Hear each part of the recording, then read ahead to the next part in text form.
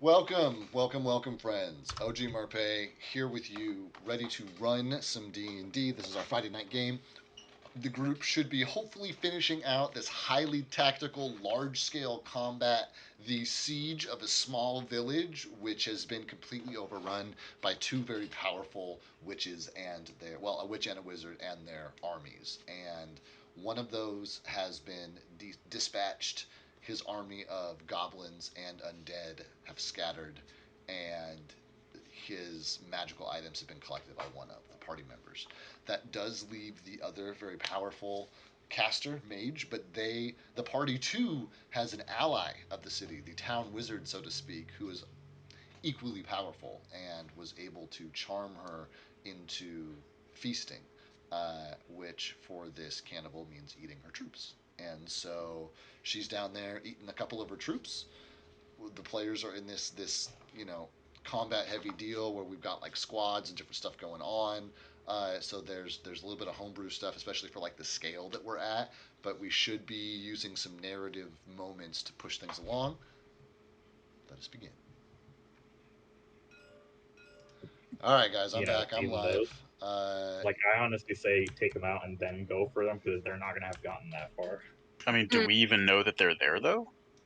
We're strategizing currently, Dave. That's fine. Echo is still on a rooftop, though not as high of a rooftop. She would still be able to see that the goblins are in place on the hill, firing in fire arrows, which have ignited most of the town, including the rooftop that Echo is currently sitting on. Yeah. And there is still a sizable force of formless coming in from the These guys. east. Yeah, those red dudes, Triangle. and a few of them have like made their way onto your board. You know that Yezereth is out there, but she has been charmed by Chariz, which will break as soon as an offensive spell is like as soon as she's attacked, basically. And so you guys aren't sure kind of what his next move is going to be.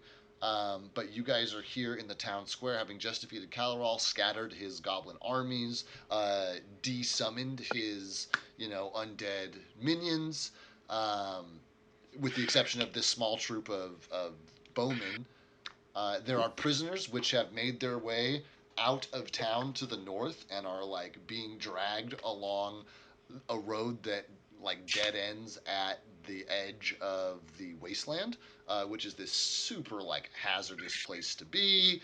Uh, like that's not. There are like roaming bands of like minotaurs and trolls and cyclopses, and it's very like Mad Max meets like tribalistic societies. And so there's a lot of like dead space, and the only things of value are hotspots for conflict. Um, and that's like to the north. That's like the direction these guys are being dragged off in. The way that the south has this like firewall up, which is stopping a lot of the goblins from running away, but they're not part of your battle anymore. Yeah. And it's back on you guys at this point for what you want to do. See, and that's the other thing. Charaz is already engaging with Yezereth and therefore the Branders, so I think Charaz can handle it over there. I know, but I feel like the end goal is like I feel like that should at least be our end goal is to get over there. Well, yeah, but that's also from a meta standpoint. Would we even know about them? Echo. Yeah, Echo's been on her perch, like keeping a pretty good eye on what's going on, like making active perception checks, and she would be able to see that they were being dragged off to the north. She probably honestly can't see them from the rooftop that she's on now, but she was, but even in this kind of like drawn out combat, it's only been a few minutes of fighting since she's been off the top of the church, and so she could like assume a rough idea of where everybody is, Yeah. As I want to say at the end of the last session, it was like from Echo's distance, she can at least see Yezereth go down to start eating, and then with the assumption of like that's where the last place they were kind of at, and that was like 12 seconds ago. Echo's making the assumption that they are in that general vicinity. Yeah, and if you guys hit your point where you're, back in free action and like rounds pass more quickly, then that time will pass. But as of now, you guys are still locked into this like tactical mode, where you've got a much better idea of what's going on. Okay. Figured I don't think I'm on the map anymore. No, you were on the side map because you had run like behind this building to go to, because Caloral had started retreating because he was getting shot up and stuff. So I moved you guys off this map over here. So you're just, it's about distance correct. You know what I mean? As far as the other map goes, you're just. I don't see where you're pointing. Oh, It's like over off here the table behind Andreas's rolling with the purple spot. over here. Keep going. Keep going. Keep going. Orange finger. Keep going backwards. Yeah. Oh, what the fuck is there? Because I only have so much space, man. So I never saw this last session. you straight up never saw this? No. You were running tactical combat blind. Look at you, man. That's amazing. Yeah. So that's there. Sweet. Well, you are basically, the equivalent of a block or so, south of the main deal. And with our loose movement rules, like we're not going to sweat that too much. But on that note, I guess you guys are still talking about what you want to do, so I won't rush you into it. But when you're ready, Echo will start us off. At the same time, I think that we shouldn't talk about what we want to do too much because our characters are still in the heat of combat. I think our characters should do what they want to do. That's fair. I know, but I kind of feel like it's one of those things where it's a giant battle. We kind of like talked about the stuff we wanted to do last time. Like if we hadn't brought up the whole shoot the arrow through the building Kool-Aid Man, we probably wouldn't have ended up thinking to do that. How about this? How about you guys have a brief touching of base now, and we will narratively have that happen in game, like the next time you guys are all three standing in adjacent squares, kind of thing, so that you can't act on the information until you guys have all met up again. But if you want to take a minute to talk about something you feel is important, you have the space to do that. Yeah, I'm. My thought process right now is to take care of the immediate threat, so that obviously we still have some forces here, but I feel like bad rolls and stuff, and they'll get swamped by the shape changers. So take care of those first. Then when it's like peanuts and everything, then we head out towards the.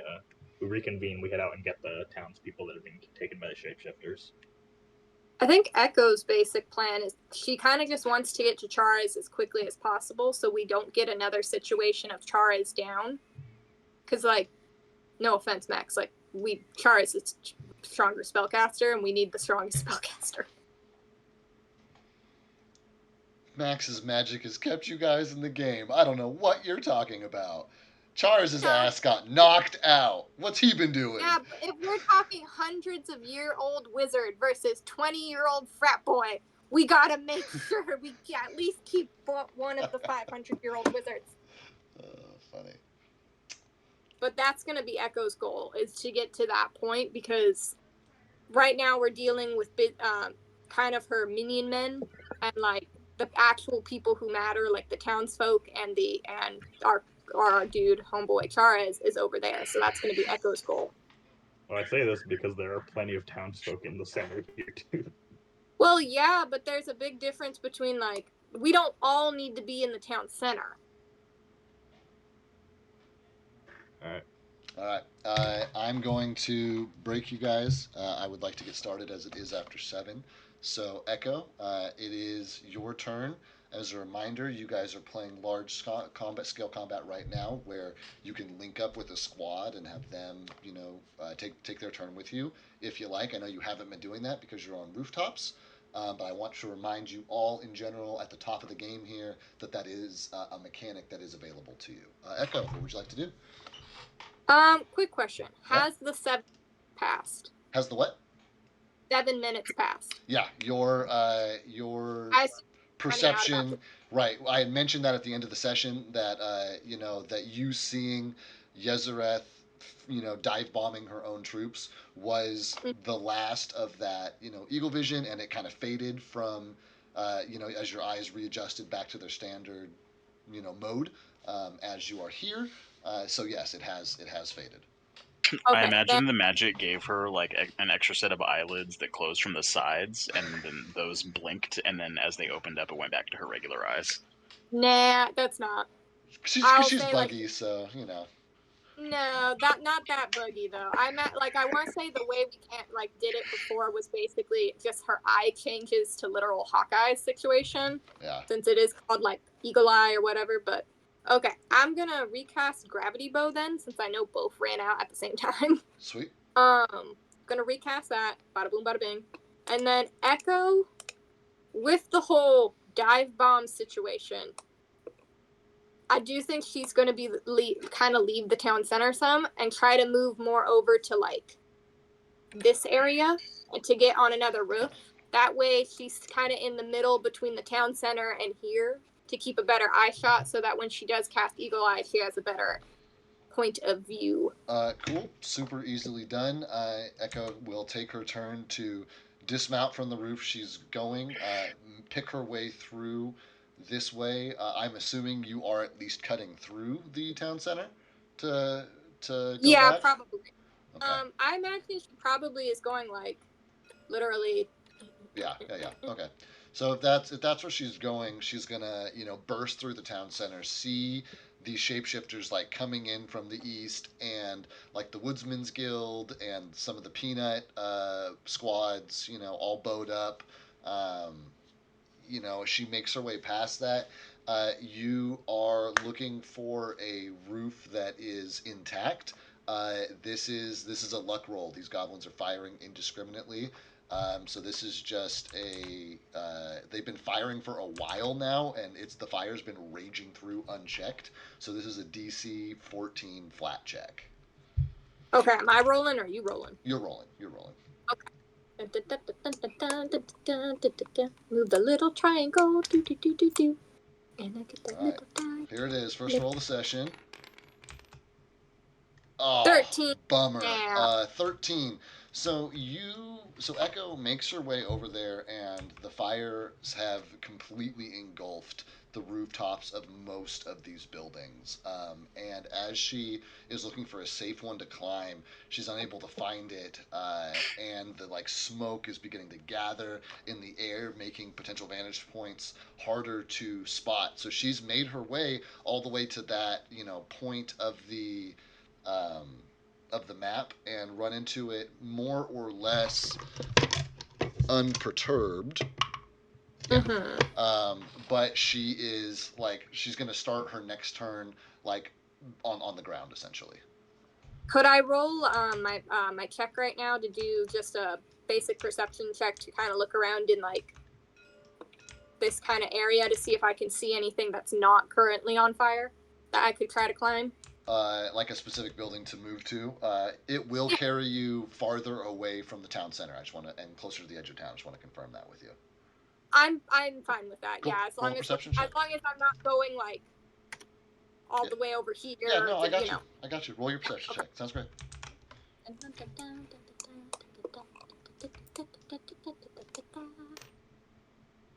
Did you size up the dice towers? I think they've been sized up for this one. Yeah. Yeah, he sized them up and resaved the map 3 or 4 sessions ago. That's going to be a 16. Yeah, 16 is it's difficult to see through a lot of the smoke as you're making your way through, but you stumble forward from building to building, dodging, stepping over corpses and dodging incoming arrows, and you do eventually are able to spot a building which half of it has already burned to the point to where it's collapsed, but that has left kind of the other half of the roof intact, and you can make your way for it and get atop it on your next turn. Okay. Where am I placing Echo's thing roughly? You've moved past the square, and you are continuing to run down the deal. Okay. Okay. Max. Oh wait, what about Pepper? Oh, I'm sorry, Pepper. Yeah, you're right. Okay. Last time we checked, Pepper was with Titus, right? Correct. Standing over Calrol's dead body. Okay. Titus would have looked over at Pepper and said, "Regroup with the others." Whether or not she listens is up to her. Yeah, Whatever. I think the better question is whether or not Pepper understands. Yo, excuse me. We have a bond. You guys, She understands me. They do. They spent She, a lot of time together. she fucking Excuse- understands me, bro. On a Pepper has spiritual been- level. No, Pepper has Remember, been you through. even you were the one to point out their intelligence levels are so close to I each know. other. Yeah, exactly. I mean, like, what I'm talking about is Pepper has just been through a traumatic experience of watching a man die and then having to have him be revived by his lover. It's a lot to deal with for a bug. I mean, not really, because she's just a bug. She doesn't really grasp the concept, I don't think. Excuse me, I think we both know Pepper is more than just a bug on an emotional level if she has an issue with seeing blood in combat. Excuse me, Pepper is not just a bug. Sounds Pepper like She's is a Pepper. magic bug. She's a magic She a friend magic bug. bug But what who is this magic friend bug doing? As Titus Okay. has turned to it and directed it to rejoin the party. How far is like the distance that we're at from like the town square? he said that it's Like a about block. actual distance. Like a block, yeah. Block. Okay. I think Pepper is probably just gonna end up where Echo previously was, over here. I think that's her main goal. Try to help protect the town people over here. Okay, yeah, she Drag can, her. she can absolutely take it. Yeah, go ahead and move her. She can absolutely take a perch up on top of the roof. 100%, no problem. Oh, yeah, Pepper fell. Get the fuck out of here, dude. Oh, and then on that note, the Pepper Squad was in there to be healed. Oh my god! Pepper's ruling over the Pepper Squad.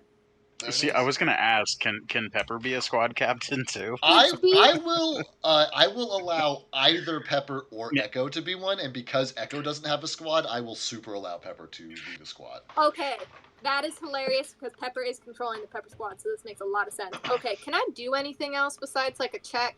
You can move Pepper Squad if you want. Oh, okay. Now I haven't done this. I've just been watching. So You can move them wherever you want. Don't worry about the movement. If you want to attack something, you need to move them in range. That's next to it if it's a melee, or line of sight if it's a missile troop. And then you just roll a d20. I add all the modifiers on my side, so you don't have to worry about it. All you need to know is that full squads have a much more likelihood of hitting than deplenished squads, and they do more damage. Okay. To clarify, is this on this area? Yes. Kinda. Okay, so I think I'm gonna move. There are more formless behind them, but I had mentioned giving you guys some breathing room, and that will basically come, at the end of this formless thing. I'm going to have my two bowmen go over here. Hold on, how do I move them? Or circle. There we go. Whee. So you can only There we move go. one. You can only control one squad. The rest of them move on the NPC's turn at the top of the round. Okay, I'm gonna have one squad move over there, and basically my plan is that as the formless come in, they're gonna the shooters are gonna actually let me move them back a little. Shooters are gonna shoot from behind. Cool. Go ahead and take a d20 roll, because your squad can do that now. So just roll a straight up d20. And I'm assuming you're aiming for the one that's most damaged, as you guys tend to do. Nat 20. Nice. Yay. Then that is for sure going to be a hit. That's going to for sure force a morale shot. I'm not even going to worry about the damage. I'm going to say on a nat 20 for somebody who's in that bad a shape, it gets the leader and, diminishes the squad for sure. Yay.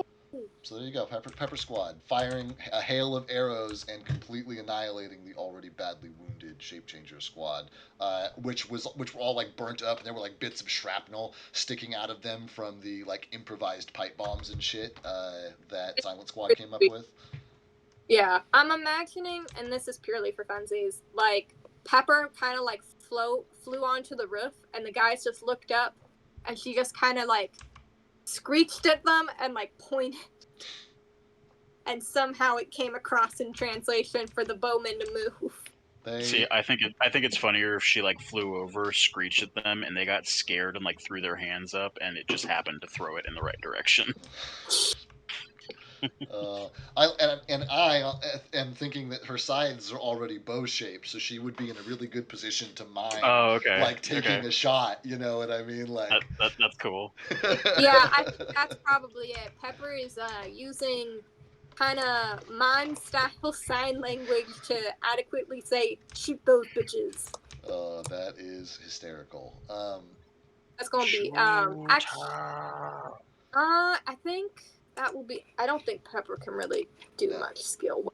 No, So I think and Pepper's used a lot of her stuff to move, and she's not you. She's just a pal. So I think that's appropriate for her. I think Pepper. Titus, that brings us to you, my friend. You're standing over Calorel's body. Pepper seems to have taken your direction and bounded off. I thought it was Max's turn. I never went. No, no, it is Max's turn. Then it's Titus's turn. Yeah, that's right. That's right. You're right. I'm sliding my card up under my keyboard to keep me in initiative order, and I just like bumped it and skipped over Max's name. Max, you're up, bud. You're like looking through this hole at where Goblin Horde once stood. You've just watched them like scatter off in all different directions after seeing this like huge spray of like a dark colored blood arc off of something in the distance there. And there's these shape changers coming in on your flank. What's Max doing? I think he just saw Echo start running north, and he saw like Yezereth and like Chara's headed that way. So he's probably gonna head there, or he's gonna start heading there, and then he turns and see those flanking ones. He's gonna take care of them first. So I think he is going to have a Peanut Squad attack at the shape changers. So you can see right there. Cool. Straight D20 for them.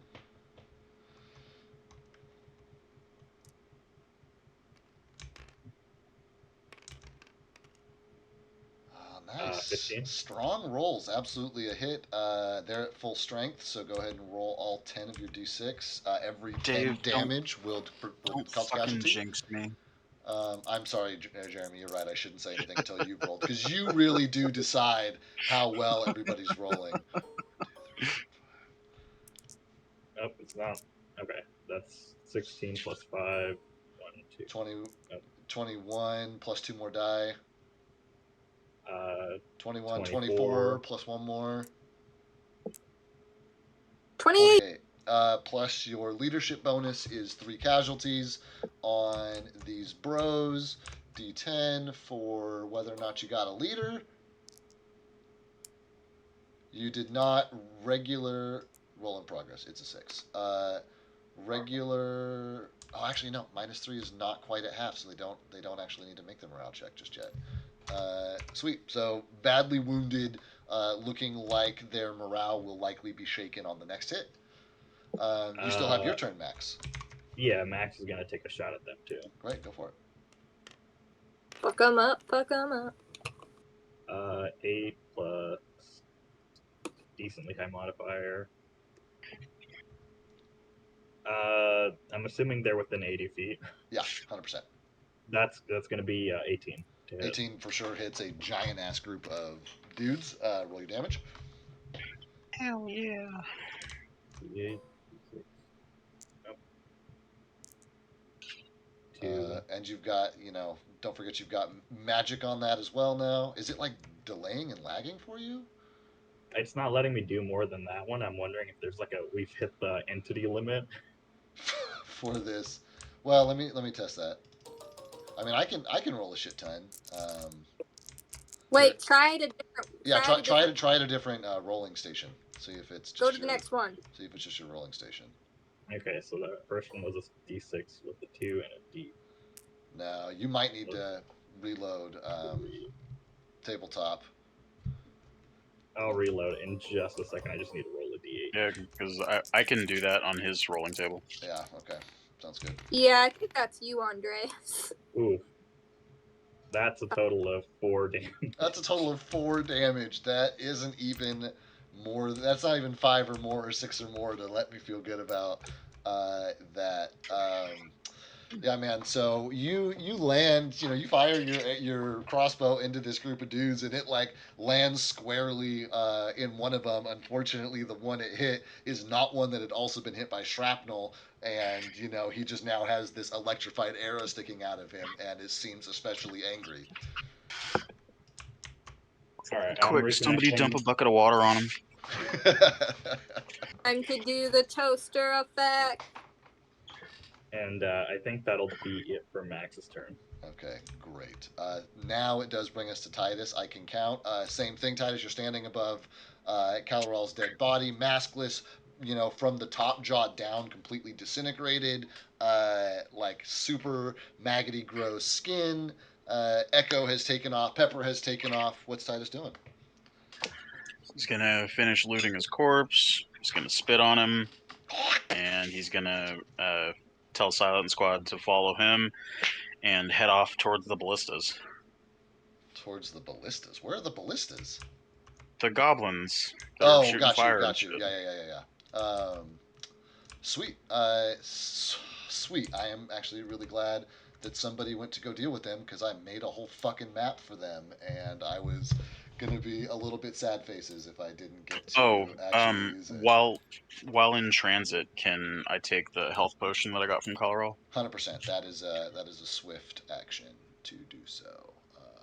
What? Not gonna lie, I thought Jeremy, I thought you said Titus is heading to the baristas, and I went. Time for some coffee. What? Yeah, no, coffee's That's gross. the moment. Absolutely not. I forget that you're not a coffee drinker. Fucking disgusting. That's the moment where it's like you start Dirty bean water. Dirty bean Starbucks. water. It's the D&D Starbucks of like, oh, what would Starbucks be called in this world? You just run by and they have one in town. Oh, funny. We are map loading. I'm hitting a little bit of a delay there. I'm rolling for my health right now, so that's a 4. That's great. I say go for it. Plus 4. Did I not do these in the right size? If you do Plus 4. I rolled 3 4s. Oh, on like D12s or something? No, D8s. Oh, okay. I mean, at least it was middling, but yeah. So that's 12 plus 7, so I get 19 health back. 49 health is, nothing to sneeze at. Better than nothing. I'll try this. Oh yeah, because I was less than half health after that combat. Yeah. After you act with the corpse. Find out it's an unhealing potion and it takes away 19 health. You shut your whore mouth. Nope. That would have sucked. Don't fucking give him ideas. I mean, I can pull the cloth back a little bit here. Caloral, though, wishing very badly to be undead, was not quite undead himself. I was hoping for a dramatic reveal there as Max tried to hit him with some healing energy and like actually healed him. You know what I mean? Like I was really hoping for that moment, and it never happened, and that's fine. Wait, I have a question. You can be kind of like, so are you saying like he was like in between, like he wasn't actually undead, he was still technically like humanoid living? There's a reason why Caloral was carrying around a regular ass health potion and not like a potion of wounding, right? Yeah, okay. Not some other bullshit. Out of curiosity, could we like, this is just a question like in D&D if this is the thing or not, can you like figure stuff out if like the body's ash at this point, like his disintegrated stuff, can we figure anything out from it from like magical purposes? You have to roll an Arcana check or something. That sounds like the kind of thing that you absolutely cannot do from multiple city blocks away. No, I'm just curious if that's even like a thing or if it's like, nope, once he's ash, sorry guys, you can't do nothing with it. I don't know. Is it a thing? I don't know. Why I'm asking. I don't know. Because I'm saying. Why would I know? What do you think I would know? I don't know. You're the oldest? I'm just being facetious. We bring the ashes to Charhez. That is actually something I kind of want to do because I'm curious as a player. What the fuck was freaking Caloral's ass?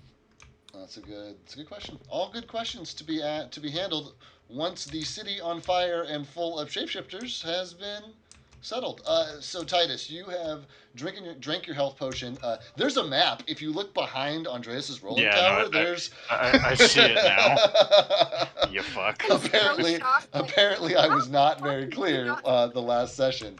But these craggy rocks, are not by any stretch impassable. They do require a climb check to pass, though, as they represent the inclines essentially. But anywhere where it's complete, here for example, this is like a ramp that you could just like easily walk up. Doesn't cost any kind of extra movement. No check required. So this is where you guys are at. So how large is this hill, mountain, slope? The each of the like rock bits is anywhere between like I don't know, like 10 feet, I'd say. So like, if we were to come up, like more so hugging the edge of the woods or something, would we be able to like sneak in here without them seeing us, or is it too open? Um, that would be an absolutely viable plan to try to. You went flying off the edge. There you are. That would be I a want to get the super. drop on them. That'd be a super viable plan.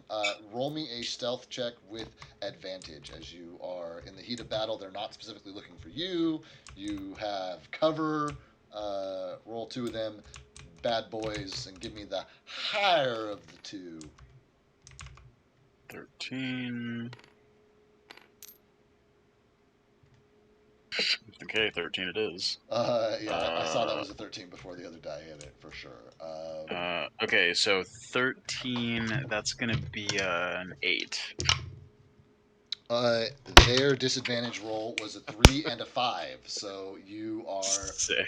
you do not appear to be noticed as you make your way through the forest.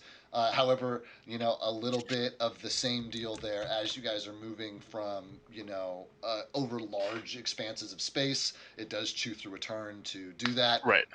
So you'll start your next quote unquote turn here at the hill. That does anything else you want to do or say while you're here, Titus? Narrative stuff. No, I mean Silent Squad is just sort of gonna be my team B. We're spec ops in it right now. Dude, I fucking love that you guys are out there spec ops in it. And like I said, the DM in me is very happy that I get to use the map. It's obviously not a super complicated map, but I'm happy to have been able to use it. And then We've made Papa proud. let me just let you know how this complete whole other ass table went completely by the wayside for me. The way that you have the main map set up, the map that is the background, not that we're on, but the map behind that's vertical behind it, right. I've been It's like a using wall. that as like the backdrop.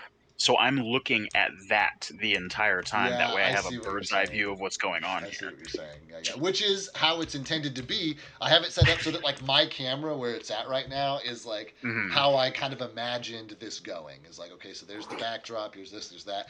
But then it's like I needed more room, so it's like, okay, well, we'll just drop it. We'll just drop it over here. Thanks, Ben.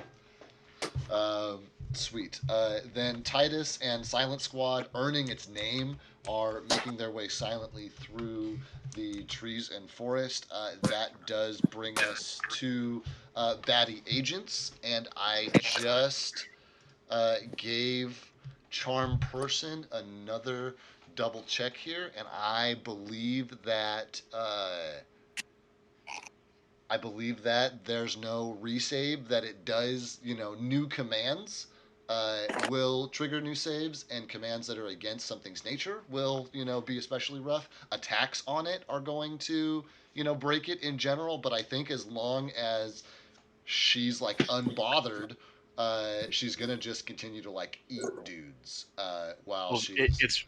it's funny because I just watched a video the other day that was sort of deliberating on that. Is a lot of people have a misconception as to what charm is.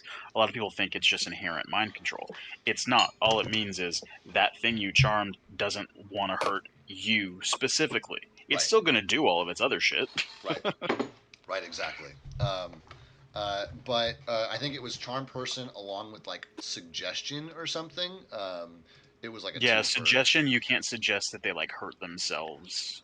Right, I but think that's they like are the main compelled to do stipulation. the thing you suggested to do. And so as long as that's not against what they would do, they just do it indefinitely. There's no, or until the spell ends, or until the task is completed. And with something as general as feast, that's just definitely going to last for a little while. So the until the task is completed part, I always forget because every now and then we'll suggest something like, "Hey, go do a thing over there." Oh fuck, that was really easy. They're gonna be done in like 2 minutes. Right. Like go sit in a chair all the way across town, and it's like okay, they sit in the chair, the spell breaks, they stand up, they sprint back. You know. Yeah, exactly. Yeah, I super hear that. Okay, so Yezereth, you guys can't see what Yezereth is doing, but you know what? Actually, we'll say that Echo catches glimpses of Yezereth as she's not like sitting on the ground surrounded by people like munching down on them. She's like swooping down, picking one up, like biting into its like face and neck, and like gnawing on it, and then like dropping it and like ripping a limb off of another one and like flying away with it and eating it like a turkey leg and coming back. And so she just sees like these like snapshots of fucking carnage up ahead of her. Like Quick, past just for like player to imagine her, like, is she just kind of evil wizard in robe like this, or does she have more like specific vibes going on? She's got a very nondescript black robe on specifically. Okay. I will say that because you had the like eagle eye perception on, you would have been able to see, probably not now, definitely not now, but you would have been able to see before that she also has like a brooch, like a pin that is pinned to her robe, which is the same symbol that you've seen on like Dimitri's forehead, and the Okay. same The one where it was symbol like that the you one guys it was saw like found on the note. Person head and all that. Yeah. Okay. Okay, great. Then that does bring us to the baddie. She's doing her own fucking thing. These guys are, charging forward to do as much damage as is humanly possible. So they roll up, they do their fucking thing. That's a nat 20 and a nat 1 and then a 12. If it had been a 10, that would have been a perfectly average set of rolls. So one of these guys totally flounders, the other one absolutely hits, and the last one is attacking full strength stuff, so it's pretty easy to hit. But we are doing some casualties, great, and sick.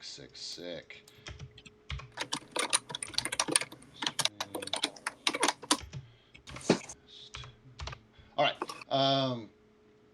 Then that brings us to the good guys. So where do you guys want your troops to go?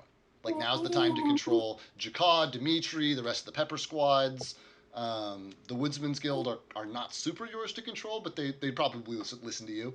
Okay.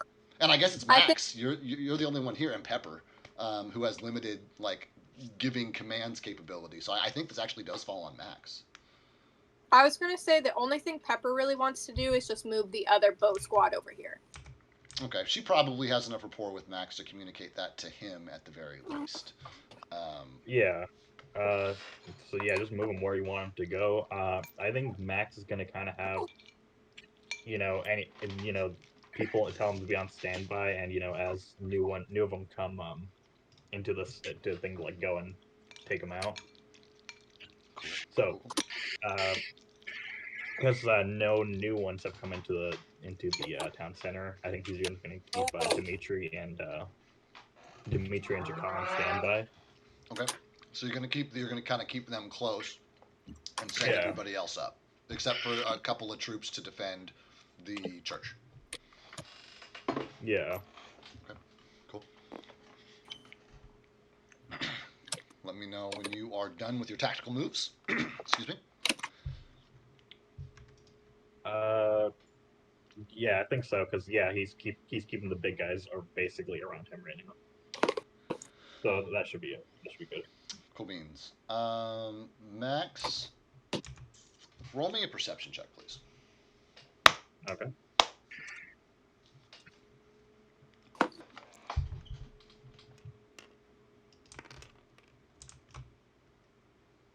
18 plus Nice. 6, 24. You are, looking over at the commotion. Max is turning around, giving direction, really like leaning on all of those years of like directing a household full of, nobility and servants, and like, is discovering that combat is really no different, and that people really just need a little direction sometimes. And so you're out there, pointing, directing, gathering your friends around you. Uh, you see that um, the the Adun, the council, hoity-toity man, um, calls over to the woodsman's, grunts to like join the fray and help like defend this side. But there's something wrong, and it only takes you a moment to realize that his eyes are the wrong color. And the longer you stare, the worse it gets, as like bits of his flesh begin to like peel away from his face, and slough off, and you can see a very familiar God body damn it. type. Uh, this is, and as the bits of skin fall off, what you hear a like cackle break through, and everybody hears it. Even Titus, like out on the hilltop, can hear this like inhuman jackal-like cackle come from the town square, and Max is like staring upon this figure who's like horribly burnt and disfigured, with these bright orange ember eyes that match those of Yezereth. Wonderful. And it smiles a pointed, toothy grin at you, and and tilts its head, unnaturally too far to the side.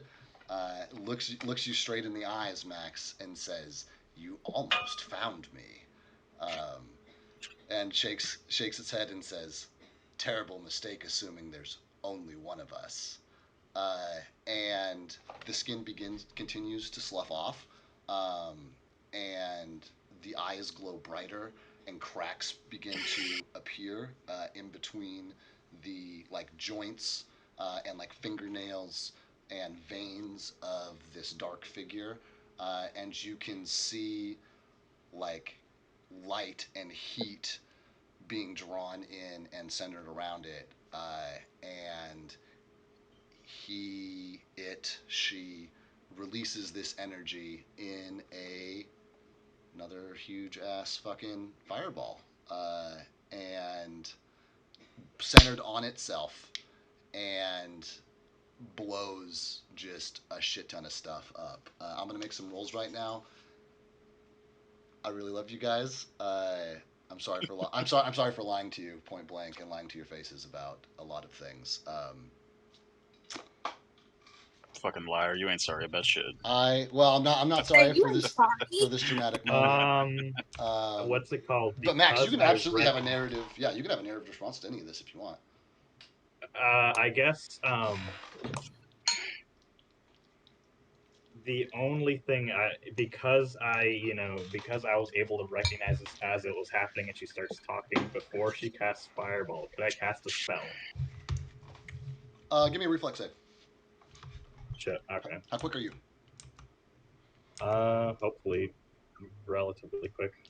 Could I argue that because the thing is trying to cast a spell that he might be able to get advantage on the reflex? It was a pretty high. If he had rolled a nat 20 on that perception check, Okay. absolutely. But he, Okay. But he only rolled high instead.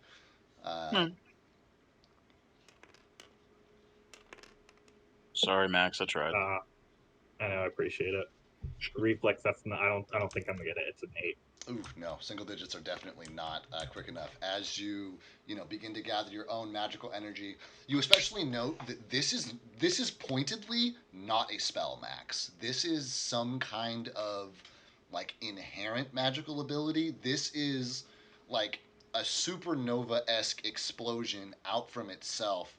I haven't done the damage yet, but when the smoke clears, you're going to see this like charred being still in its like charred state, like standing in the middle of like what was the center point of the fireball, completely unaffected by it, other than already being burnt, I guess. So I know. she I was was gonna I was on. gonna attempt to hold person because I know it's not a very good chance I was gonna get it with if it's a will save. But something's better than nothing. Yeah. That would have been so funny if she did her evil monologue and then she went to do the spell and it was like, not It's like, today. no. Oh, would have loved that. Would have Knock that shit off. absolutely loved that. Because, like, it is so funny when villains do monologues and it's like, realistically, No, bad. how long bad, are you going to do your minute monologue before someone just goes, excuse me? bad evil guy? Fortunately, a lot of these guys had just healed, but unfortunately, the damage is more than is such that even halved, it'll still take out all of the grunts, all of the the pepper squads, all of the little guys. It will also eliminate the shapeshifters, the changelings, and it will not take out the individual councilmen. Well, I don't know. -2, -3. I got to roll their reflex saves. Those guys are the only ones I got to roll their reflex saves for. They're the ones that are going to matter. Boy, I'm really glad Am I I took getting hit my. for this, or is it just the people around? No. It's only a 20-foot radius, so you're absolutely out of range. This is happening here. Fortunately, all but one make their save. So these councilmen, oh, I guess they always were single councilmen. They lost their squads in the last big splash spell. Okay, so they are all badly wounded, and the thing breaks and tries to make off. The councilmen standing around it are all going to take attacks of opportunity. That is a 6, an 8, a 6, and a 2. I shit you guys not. It is Nailed it. like not great. So they are so fucked up from the fireball that they can't do fucking anything. All of the shape changers are dead. All of the supporting men are dead. The councilmen are all badly wounded. They all have magic tinnitus. The church is still intact. These guys are all gone. And he's running back to where you understand more formless to be. That's for them. Echo, you are looking ahead at Yezereth, who's having a feast. You hear a shrill cry come up from behind you. Oh, you know what? I never did Charis. Charis lands next to you, Echo, since you start the initiative order. Like a figure comes out from your blind spot, and you turn your bow on it instinctively before you recognize the turbaned head of Charis like land next to you. And say, that should keep her busy for a while. I think there's bad news back at the square. Echo is going to tell him Caloral is dead, but hold on. Echo is going to... I don't know if that's if it would allow me. The whole thing of seeing through Pepper's eyes kind of deal. Would she gain any of like... Is it a swift like action, 5 or seconds? is it a swift action, or is it a standard action? Let me see. Let's roll, yada yada. If it's a standard action, that's the thing you do this turn. If it's a swift action, you can just do it real quick and then do something else. Or an immediate action, or whatever they call it. I think it might be a standard action. Let me check. Yeah, but if it is standard, that would take your turn. Yeah, what I wanted to check specifically is like if she did that, would she had seen what just happened with the whole cackling woman fireball situation? She would now do it and see a cackling woman fleeing from a scorched earth littered with dead, burning bodies. Is what she would see. Okay. I don't think I'm gonna do it, man, because I was hoping to see it like while it was happening. But I think Echo is just gonna be like, Caloral's dead, and they seem to have the shifters under control,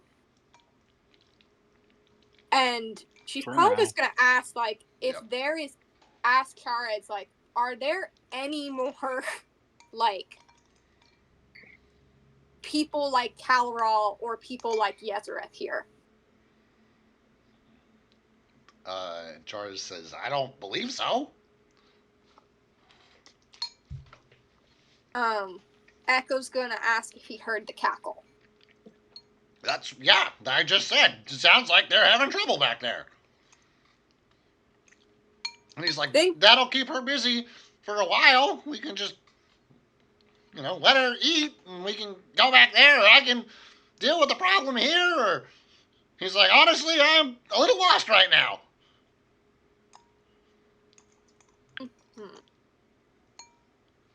Feel like that's good. That it will keep her busy for a while. Echo's gonna ask with that spell, is there any chance she might eat the townsfolk who have been captured? Oh, absolutely. Like, without skipping a beat. Charles is like, yeah, 100%. She could eat. I just told her to feast. I didn't tell her what on. She's probably, yeah, I think Echo's just gonna ask him, like, do you have any idea of how to prevent that, or any plan to prevent her from feasting on the people? Not outside of killing her. Any recommendations? Do it fast. Oh, that's true. Okay. Don't get caught in a high place. Don't get caught in a what? In a high place, because he fell off the tower. Oh, okay. If you do shoot her, it'll break the charm thing. That's the which issue, Char yeah, has told you point blank. Yeah, that's why I wanted to. Okay. Always stay strapped to an airbag. Yeah. This is like a player moment where I'm unsure. Can I get my advice with my fellow players on this, or no? I gotta make this on my own. You're on your own. That's all. You separated from your party, my friend. Now you must make the decision. I know I separated from my party. It's a moral decision. If Chari should stay and try to protect the townfolk, or if he should try to go back us up. It's whatever. I mean, do whatever you think Echo would do. Thank you. I know, That's but exactly. I feel like, that's exactly right. Yeah, it's the whole thing about Echo has been watching these people her entire life. This is like watching everyone in the soap opera die at one time.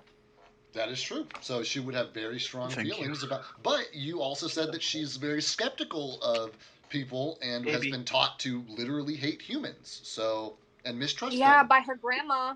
Her dad maybe was less equal about it because we had to have it didn't make sense for him to be as She equal. She felt pretty strongly about Max when she met him. He felt pretty strongly about Max, yeah. Also because he was like, but okay. That's true. He is an outsider and not a member of the village. Yeah, but fucking duck. Moral dilemmas. I win. That's how I win as a DM. Is putting you in a position where it's hard to make a decision. I don't win with a total poly kill. I win when my players have to make tough choices. That's how I win. Okay. She's gonna ask, like, Akares, is there anything you could do if you stayed here to protect the townsfolk from being eaten alive? Fireball. That is a question that requires me to look at his spell list. Give me just a moment, please. Because he is very knowledgeable about what his capabilities are. I am not as set on him. He's like near the top charts. He's right at the top. Of course, I have options. Give me one moment to consult the texts. Let me Google through my notes here. Oh yeah. Yeah, I can. I'll slow him down. And Charis, this is why I asked, because it's Charis' turn. Charis runs up, casts a spell, and that spell completely obscures like the entire group of receding, prisoners. So like the branders, the prisoners, the couple of shapeshifters that are floating around are all like covered in this huge, super thick fog Don't look at embankment. me. And Yezereth is like, not able to see in it, and you can see that she has like started kind of like picking off stragglers on like either side of the road instead of the main like lump of dudes that are making their way through. Okay. I think Echo then is gonna cast the Eagle Eye. Okay. That way we have those two equipped. And with that in mind, now that we ain't gotta worry us too much, it's gonna take Yezereth a hot minute to get to the people. Casting the Eagle Eye. Should I? Fuck you, Dave. This is difficult. Yeah. Okay. I casted that, so I can't attack. But Correct. can I? Okay. I'm gonna make a perception check to try to see, like, in the area where I would presume the cackle came from. So that would just be turning over your shoulder, looking back down the road. I will save you the roll. She's totally out of your eye line. You'd be able to see into the square, but there's like buildings and stuff in the way, which are, like doesn't matter how good you can see, you can't see through a wall. So you'd be able I will be generous and say that you're able to see like the outside edge of one of those large scorch marks, but only like a very sliver of it with like a couple of corpses just like burning and on fire. A disembodied arm, a leg here, charred to bits, flown Something over like a large distance.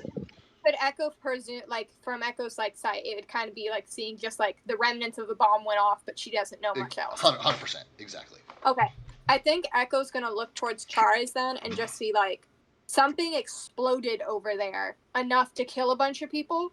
Like, go over there immediately to Charis. Cool. Yeah, great. Love it.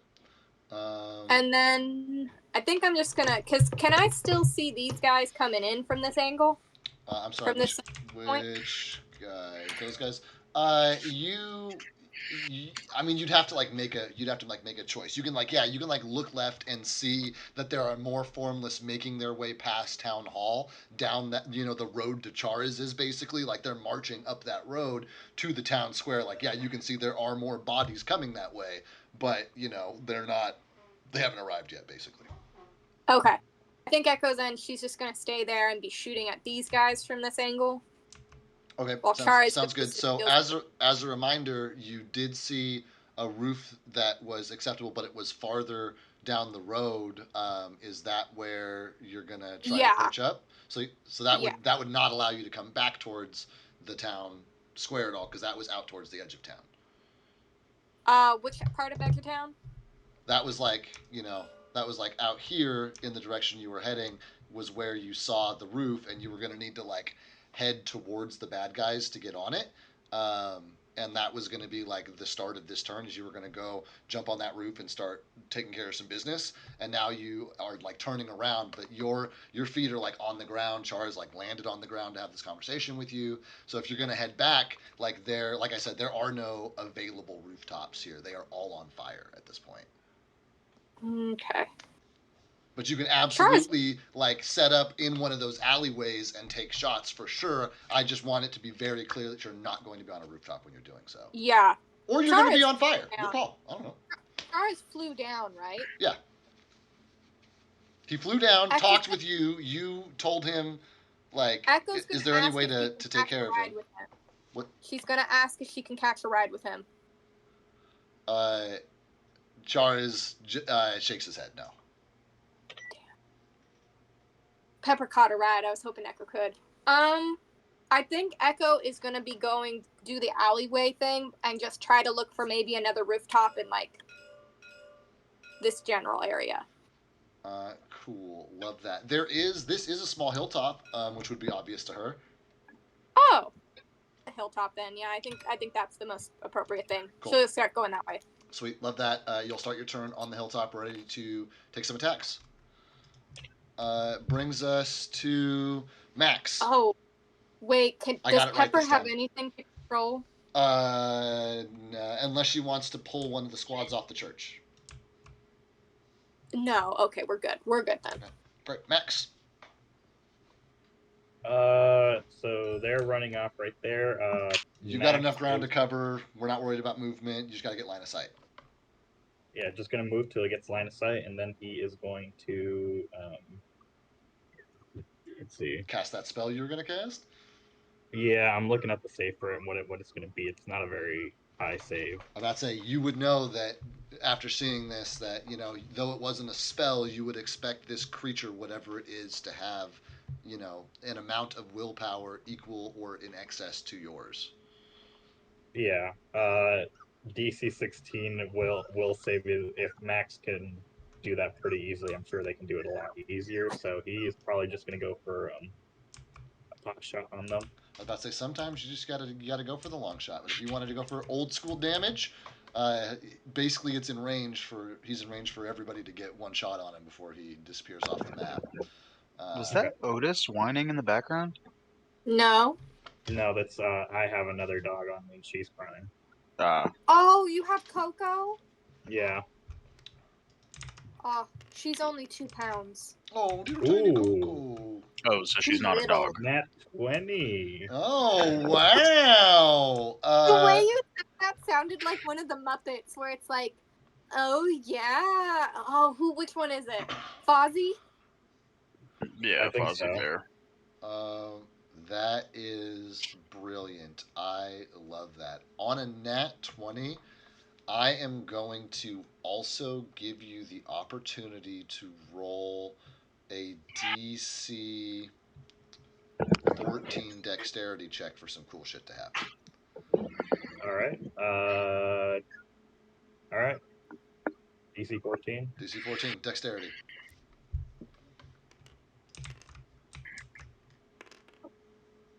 Embrace Oh, your inner 14 cheerleader, 14 on the Max. die. 15. Oh, love it. So go ahead and roll your damage, double it, do all the normal stuff you do. Wait, does he have a negative reflex save? No. No, it's a +1. Yeah, okay. Yeah, it was. That Yeah, would have been that would have been fucking devastating. That Oh would man. have. So go ahead and roll your damage, and in addition to burning, electrocuting, and piercing this creature, or this, this creature, it's gonna go straight through the like calf and foot and pin one of his legs to the ground. It's gonna take him a movement action to like free himself, basically from your critically perfect strike. 15 damage, doubles to 30. 15 damage doubles to 30. And then he is going to, or Max is going to have, I'm Peanut Squad, the Peanut Squad that's with Max better revere him as a god, because they have lived like 3 times when they really shouldn't have. So he's going to pull him over here and have him take shots too. He's literally, they're literally the only surviving Peanut Squad. Go ahead and roll your d20. He's got a much higher DC as an individual, as a fair, or an AC as an individual. As full disclosure. Ooh, that's probably not going to get it. 5. Yeah, 5. Fires through, and you see 1 or 2 of them whiz, dangerously close to him. But he's like standing in this, what was just your arrow pinning him to the ground is now just like a litany of arrows all around him. But none of them seem to do anything more than like surface damage. Okay, so he's essentially prone right now. He's essentially grappled right now. Okay. Let's see. It's a murder hug. Max was basically going to yell out to the, I guess surviving, what are they called? The Woodsman's Guild. That's literally just the councilmen. Like their squads are gone. Like that's just the rest. That's Kogan. That's the Scottish dwarf and the human who's very concerned with paperwork. Yeah. I think his name is Max, Hermes. If he'll be allowed, he'll toss a minor healing or cure light wounds potion to Kogan because he's been nice. Okay, cool. Sounds good. And Kogan will absolutely catch that, down it, because he's not feeling great from the fireball. But he actually is the one who made his save, so he's already in the best shape of these guys and is definitely in good shape now. All right, bud. Anything else? I don't think so. I think that's going to be it Okay. for Max here. Titus, you have you're making your way through. You hear this piercing screech, which is so like spine tingling that the goblins stop firing for like a few beats, and they're just like kind of like doing that nervous goblin stance of like looking back and forth and like chattering to each other before you see one of them like smack the other one upside the head. Like two of them start fighting each other, and the rest of them start firing arrows back on the town. Yeah, I think they would have, like, Titus initially might have been at least startled from the laughter, but once he sees that the goblins are also startled and are like, um, oh, they start kind of squabbling amongst themselves for a brief moment. He's going to use that as an opportunity to continue moving further along the outskirts of the woods to try to flank them from behind. Yeah, they've already super missed you on the first go. So you get all the way up behind them and like still basically have some movement and can like come up. Like you can start coming up the back of the Yeah. mountain, but you're gonna I lose think your cover. I think we'll well I figured we would like hug The cliff face. hug this cliff face and like uh cover dodge and like dive roll here over to this one, and then I figured that's probably enough of my movement, and then we'll act on the next turn and just kind of hide here for the time being and then pounce on the next turn. Okay, that sounds great to me. I am, as you guys are significantly closer now, going to roll just a general perception check for the fighting goblins. They are fighting and are not fucking paying attention to you guys. Sick with it. 6. This is probably the longest Titus has gone without speaking in so fucking long. Rolling with aptly named Silent Squad, and you guys Well, like are just like he's definitely never been like like a tactician, really. Like there's right. kind of a difference between like actual strategy in a tactician and then just being a good fighter. He's always just kind of leaned on being a good fighter.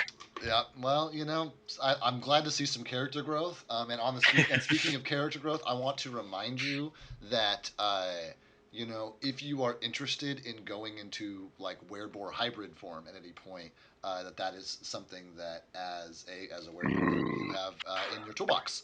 Um, Obviously not the sneakiest, but when you're done being sneaky, I know it makes your strength better. So I will say that and leave it.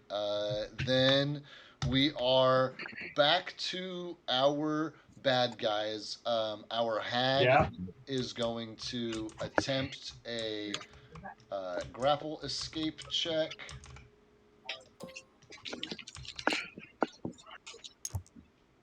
Ooh, that is very low. Andreas, are you sitting at the table? Yeah. What's your grapple CMD? Grapple CMD not very high. 16. I was about to say he only rolled a 5. So give it just a second here. Bless you. Thank you. What's your? Coco is in the chat for reference. Oh yeah, he's actually pretty. He's got a pretty solid modifier.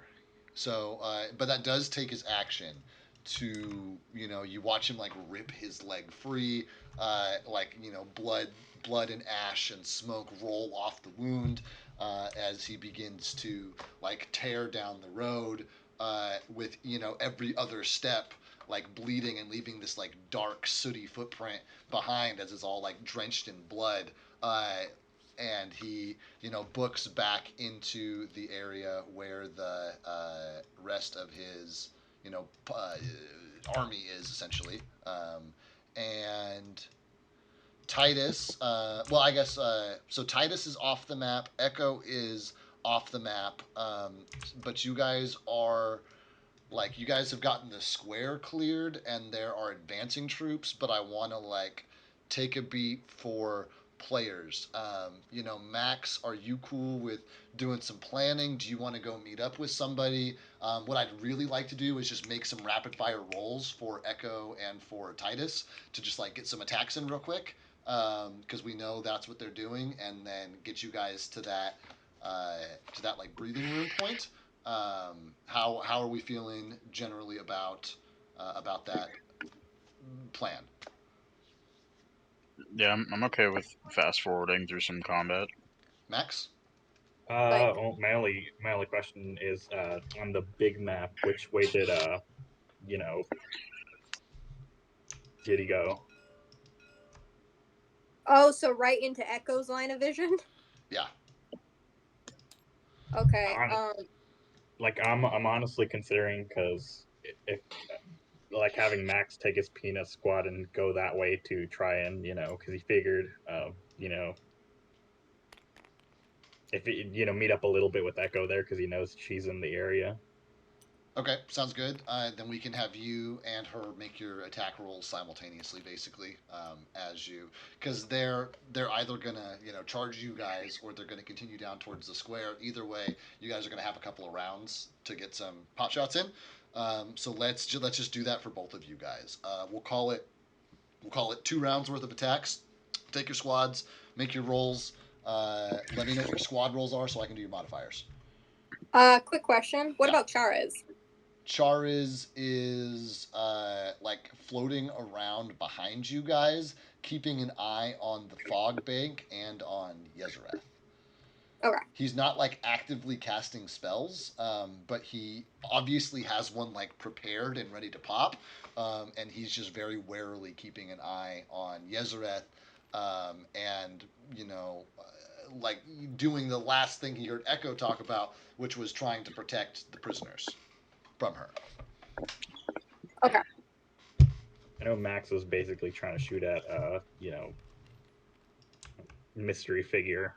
Yeah. Does he have anything to say to Echo about Mystery Figure, who Echo can see tearing through the ranks? Yeah, basically, they're the ones that cackle. They're the ones that set off the bomb. It's said that there's more than one of them. It's not just Yezereth. Okay, hold on. I did my rolls, so let me see. I gotta do my modifiers. Quick question on the hybrid form. Shoot. The little description that you gave me, I don't see it say what the action economy for it is. Can I just like switch in between it at will, or do I have to use like a bonus action for it or something? Within reason, within reason. I would say this is absolutely an appropriate time for that. We're already in kind of this like time dilated thing, so it's not going to cost you anything.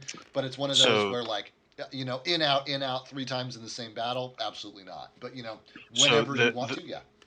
The reason I'm asking is because I kind of wanted to flavor it in where Titus charges, and sort of at the climax of each attack, he sort of flashes in and flashes out in an attempt to not only attack and do damage to the goblins, but to also intimidate them. Like they're seeing this monster, or they're not sure if they're actually seeing this half-orc becoming a monster or not, and I feel like it would kind of fuck with their morale a little more as well. 100%. You can go ahead and roll a intimidate with advantage as part of that process, Okay. and then you can still take your werebore stats on your attacks as well. So they're getting 2 rounds, so you will also get 2 rounds. So go ahead and make your rolls and hold them. Go ahead, Jennifer.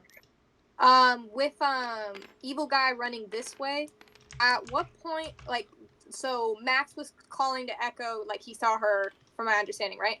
Like we were talking. Yeah. Okay. Can I see that guy yet? Yeah, 100%. Max runs up to you with Peanut Squad in tow, tells you this thing is coming, points down the road. You look, you see a dark figure, bobbing and weaving their way in between the like doppelgangers and shit. Yeah, super obvious to you. Okay, I'm gonna do all my shots on him then. I just rolled. Damn. Am I good to like tell you my numbers? Yeah. Let's do it. To see if they hit 30. Hits. 25. Hits. 26. Hits. 25. Hits. Okay. Dreas.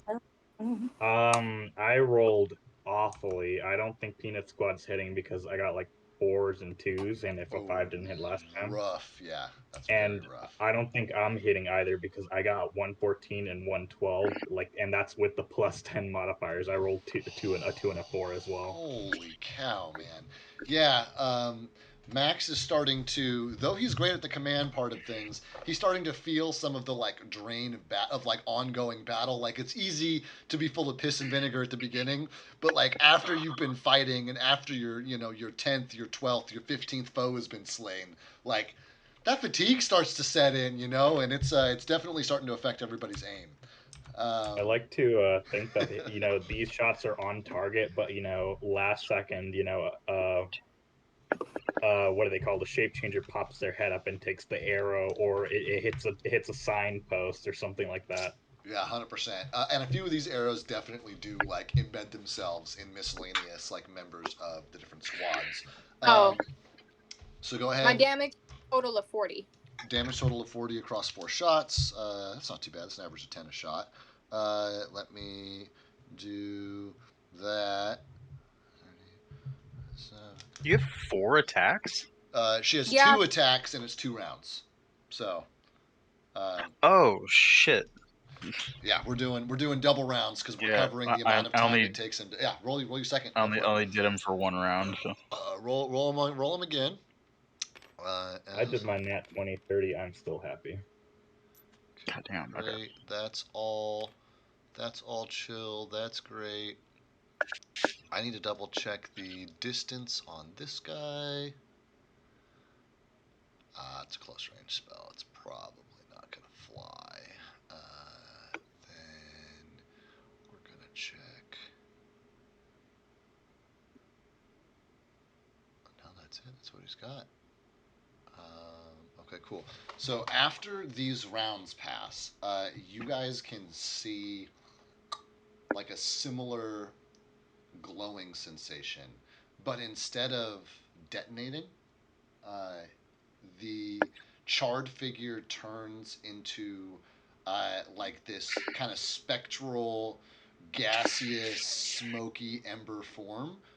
Where its body is still present but loses like a ton of its substance. And Max would be able to like determine this is, at least in part the equivalence of a gaseous form spell, with all of the like perks and benefits that come with that. Titus, thank you for knowing how to say gaseous. Yeah, no problem, man. I read. I know so many people that would say gaseous, and it kills me. I think that's how the Brits would say it.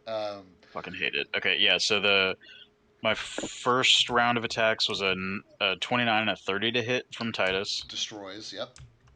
The intimidation checks were dog shit. I got a with advantage. I got a 2, which brings it to a 10. God, that's rough. I'll roll a morale check for you, man. Which brings it to a 10. If we come in under 7, you still got us here. No, yeah, they're square. Yeah. Silent Squad got a 12 on the die. 12 on the die hits from a full squad. Okay, so then Titus's second round first attack was also a 30 and a 26. Both hit. And Silent Squad's second attack is going to be a 9. Final of 9? 9 on the dice. 9 on the dice. Excuse me. Oh, that's right. Because right. You, yeah, I give you your finals. I give you your finals. Do you want me to try the intimidation check again? No, you already got your intimidation check. It really sucks. I'm fine. really sorry about that, man. The dice have their own story to tell. But you get to roll your damage 4 times, Silent Squad's damage once, and we're gonna apply that to these squads and see if you guys can't just rout them right here on the spot. What's Silent Squad's damage? They are D6 and they're a full squad, so you get all 10 of them. D6. Okay, so 1, 2, 3, 4 from Titus. 29 plus. Love it, dude. Love it. 18 plus 18 is 36. 29 plus 36 is A lot. 65. So much. Okay. Yeah. Yep. 65. yeah. And then And then you got Silent Silence. Squad's got 2. And you're going to get 2 bonus casualties generally just because So you've got that's Silent Squad. 9. You said plus 10, so 19. No, hold on. Silent Squad rolls rolls 10d6 per Oh, 10 per, shit. per attack. Okay. So that's 2. So roll 8 more. Right, yeah. 1, 2, 3, 4, 5, 6, 7, 8. So it's 9 plus whatever the fuck this is. 9 plus 25 is 34. 34. 34, right. 65 is 99 damage Oh, wait, plus hold 2 on. I got 10 casualties. more, baby. 1, 2. Hold on. For your 9 on the die. Well, actually, no. So you have full squad. Your 9 on the die does hit. So yeah, go ahead and roll your 10 more. Oh, sick. Okay. 1, 2, 3, 4, 5, 6, 7, 8, 9, 10. Jesus. 31. 31. We're gonna call those the equivalent of surprise rounds, as these guys were putting in completely fucking work on these unable guys. to do this. I don't even have to roll morale check on one of them because you guys just like by rights with damage did enough casualties to destroy one of these goblin squads. The other one is definitely below 50, and with that much damage, there's not a chance there's a leader standing. So it's 2d20. If one of these comes up below 12, everybody's completely routed or slain. They both come up beneath 12. So Titus and Silent Squad have taken care of the rain of fire coming down on the town. Admittedly, probably too little too late, as the entire town is engulfed in flames at this point, except for like a couple of buildings around the town square that were like actively having their fires put out for a while. To be completely honest, he was mainly just worried about the tavern. He's got a business venture to keep. There's not going to be a town to support that business, but you know what? The building that is the tavern will be standing. It's an HQ. Thank you very much. This is corporate headquarters. You know, you guys could absolutely take over the this town. Hilltop.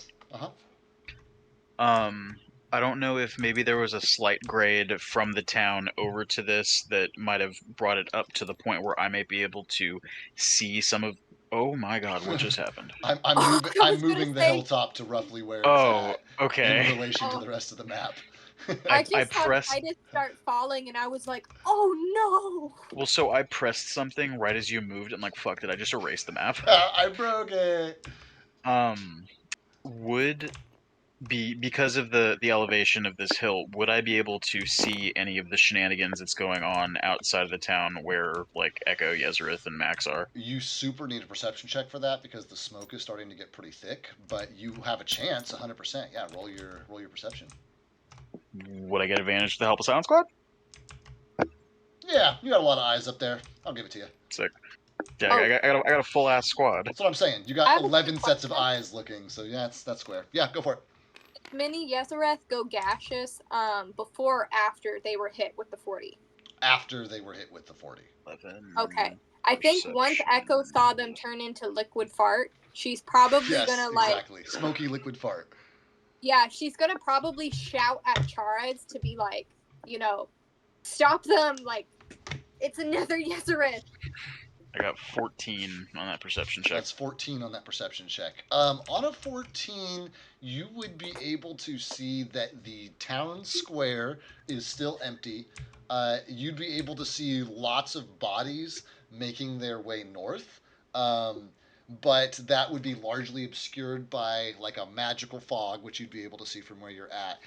But because the other two are like tucked away in between alleys, you can't like figure out where exactly Max and Echo are. Only that there are a bunch of shapeshifters on the opposite side of the square. You know, a big fog on the north side of town, and you would be able to see like glimpses of Yezereth, you know, dive bombing with body parts, and Char is kind of like in orbit of Yezereth. So Charas is basically going to be my landmark. If I am able to see even like inklings of Yezereth, would I be able to use these like ballistas or whatever the goblins were using to try to attack Yezereth? No. Yeah, I mean, absolutely, 100%. And so, No. Is there only flaming ammunition, or is there just like regular sharp shit? there is only flaming ammunition, but it has to be lit before being fired. So if you don't light it, All right, sick. it'll be just regular pointy stuff. All right, cool. Yeah, if I know that I did a lot of attacks right now, so Yeah, if I have to wait till we'll next turn to attack, that's fine. Yeah, we'll get to that. So I'm going to flip back to the other two who are standing in an alleyway. They've been taking shots on this creature who's like turned to smoke. And, Okay. a couple of the squads of the Formless have like stopped their assault on the town center and have like turned and started like flooding towards you guys. Fortunately, you've picked a pretty solid choke point. There's opportunity, obviously it's just a town, like things can eventually get behind you, but the bulk of them are going to have to like come down a corridor at you. Wait. Titus couldn't see Echo on the hilltop? Oh, I'm sorry, Echo. You're on the hilltop. Yeah, I'm I sorry. was about to be like, I totally also thought I was spaced that you ended until I up. looked. I totally spaced that you ended up on the hilltop. Excuse me. Yes, Titus, you would be able to see Echo, and at this point Max as well on top of the hilltop. Okay, yeah, I would have just used like whoever I could tell Chars that is I was still the familiar better, with is still the better as beacon. like a landmark. Yeah. because Chars is So flying, so like he's still the easier one to see. I look over. Oh shit! There's Echo. There's maybe oh shit! That guy's Charaz. What the fuck is Charaz? Oh, there's Yezereth. Okay, cool. Yep, that's cool. Sweet. While y'all are doing that, I'm gonna go ahead and take the pup out. Sounds good. It's 8:30, so that's it's close enough to our break time. So we will call it here. I mean, you guys are in like semi-free action. We're in like very loose combat mode at this point. So this will be kind of up to you guys. Do a little thinking about what you want to do, but I do have a tendency to agree with Jeremy a little bit in that the pieces of you that are separated can't get intel to each other, but like Max and Echo are currently standing next to each other, so I feel like you two can go ahead and talk and discuss. Quick question. Yeah. Char is hear Echo yelling at him to like attack the booty fort. He does he does see you address him, and he like turns and sees the rest of the figures moving towards you, and he's going to like ask if you're sure you don't need help with the with the squads coming at you, basically. I think Echo's gonna be like, we can handle that.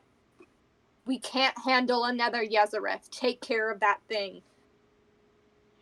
Cool. Then Chariz will abandon what he's doing, and we'll jump him back into turn order to take care of Yezereth as of this conversation when we come back. And it works out because Echo and Max start off initiative, so you two can do what you're going to do from your hilltop when we get back from our break. It's 8:26. Let's call it 15. Be back at 8:40. I can do math. 8:40. Cool beans. All right.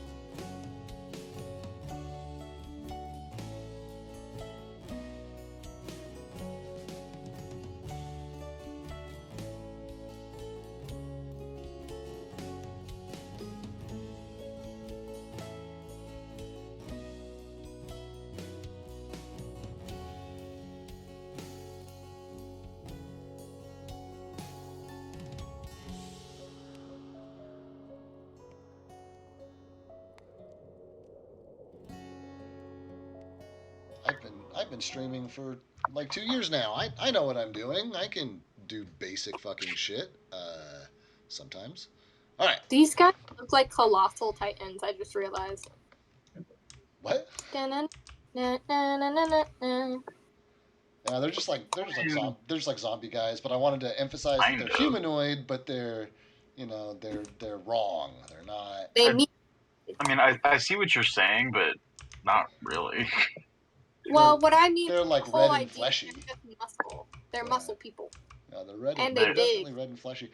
I would almost. It's kind of weird because the resolution's so much lower, but I'd almost akin them more to like Ocarina of Time grave zombies.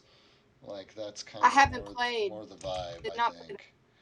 Yeah, I never liked the N64 Zelda games. Oh, I- get out of I here, was- you heathen! Out of my campaign, out of my life. Ah, Dude, N64 games almost universally just had dogshit controls, and the Legend of Zelda games were not an exception to that. yeah. Well, Super Oh. Mario 64 would like to have a word with you. Jeremy, Super Mario 64 had much better controls than Legend of Zelda. That's what I'm saying. You're talking about 64 having bad controls in general. It's like, nah, I that game was super tight. I said almost. That game was I said super tight. almost. Also, Oh. Diddy Kong Racing would like to have a word.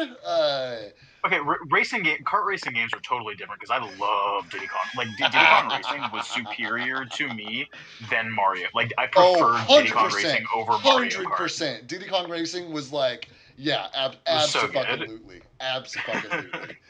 Yes. Oh, quick question, Jeremy. When you said you were attacking Yezereth, do you mean Big Yezereth or Yezereth Jr.? I should probably There's a Yezereth Jr. I should probably create a tile for Yezereth Jr.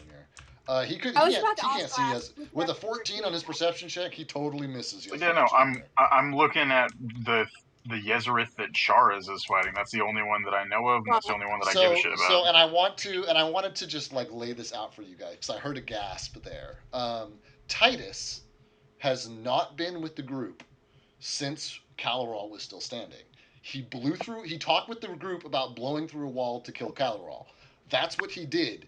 He then looked up at the arc of flaming arrows coming over his head and said, "That's a problem," and went to go deal with that.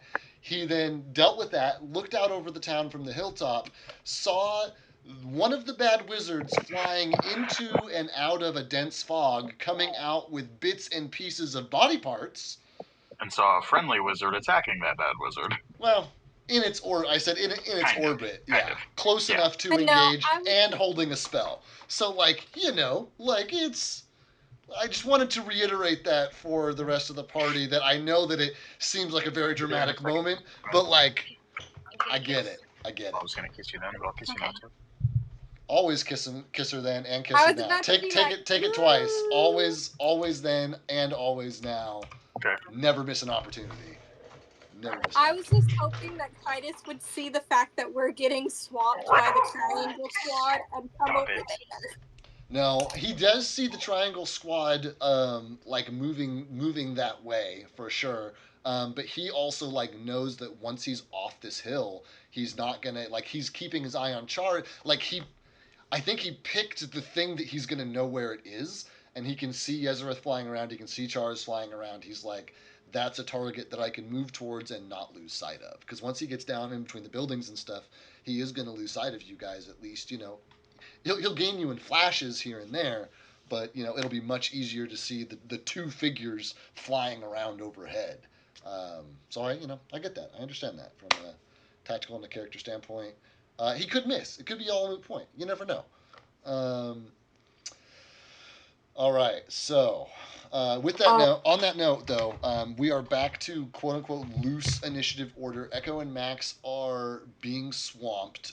Titus is gearing up to take these shots at Yezereth. Charaz is moving towards the shadowy form of the other shapeshifter, the former councilman. The two of you, Yezereth Jr. The two of you are sitting atop of this hilltop with one squad, with Peanut Squad. What are you guys doing? Quick question. Yeah. Can we get a miniature for Yezereth Jr. just so location wise? Yeah. Let me find something for you. Okay. It's I'll purely get to that, know. I'll get that going in the background, and then you guys can tell me what you want to do with your stuff. Well, the thing I want to do is dependent on that, like depending on where he is. Well, Can we just use? we can use our words. I mean, this was originally an imagination game. So what do you want to do? Can you just copy Yezereth and scale her down? I was gonna say that or an armadillo. We have armadillos spare. Armadillos. We do. I know. The speeders. No, I'm gonna find something that's distinct because that's how my brain works. Okay. But Is she about in this area, or is she more over here? so she's moved 2 rounds, so you guys know that like Titus moved from here to here in 1 round. You guys moved from Echo moved from this place to this to up here somewhere in 1 round. So he's had 2 rounds to move, but gaseous form makes him move slowly. So he's at about a round of movement. So he is well past the majority of these guys. He's like in front of Town Hall right now, basically. Like you guys have lost sight of him because he's passed in front of the building that is Town Hall. So about we lost sight of him about here. Right, like this building right here is Town Hall. So in the shadow of this building is where you lost sight of him. Okay. Then Echo is gonna cast that one tangle spell with the whole. Forget what it's called. Entangle. There we go. Right about between the 2 hay bale titties. Okay, sounds great. And that's the big area of effect, like grass grabbing spell, right? Baby. Yeah. Cool, sounds good. I'll put a little green dot on the map here so that we know what is going on. What's going on? Oh my God, Dave! You can make it a coconut bra. I said, yeah, never mind. yeah. Cool, sounds good. So you got it. I was singing that song with you, Dave. Thank you. And then I think Pepper's still. I'm just gonna leave Pepper on the rooftop. We don't need to do anything with her. I think Echo's just gonna do with her high perception. Let me see if I have that skill. It's gonna be dependent on if I have it or not. No, I I'll don't. be right back. I'm gonna go tuck Lynn in. Okay, sounds good. I think Echo is gonna like.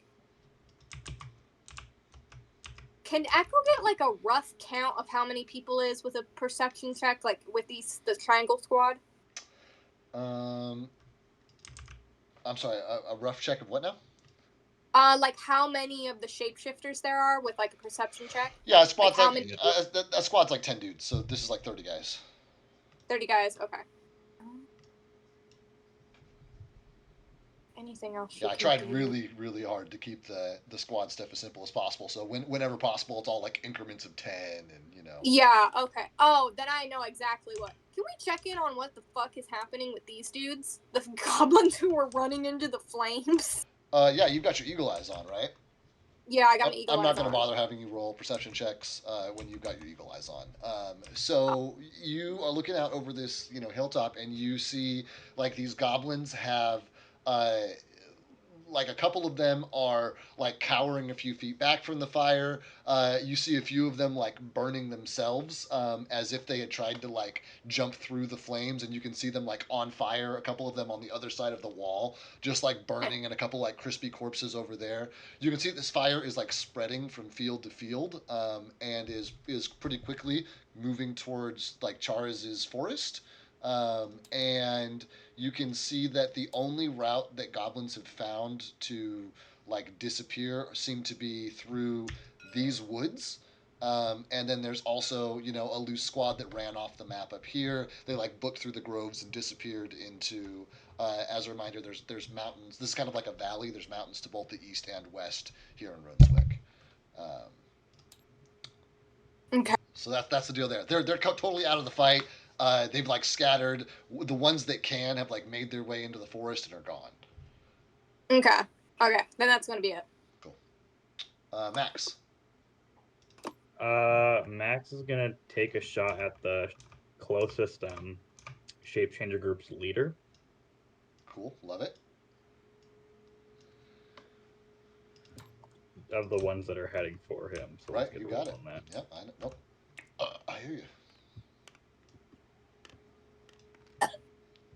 Nat 20. A nat 20, he says. That's going to force a morale check regardless. Go ahead and do your damage, double it, all that. I'm just going to do that morale check. Well, I got to do a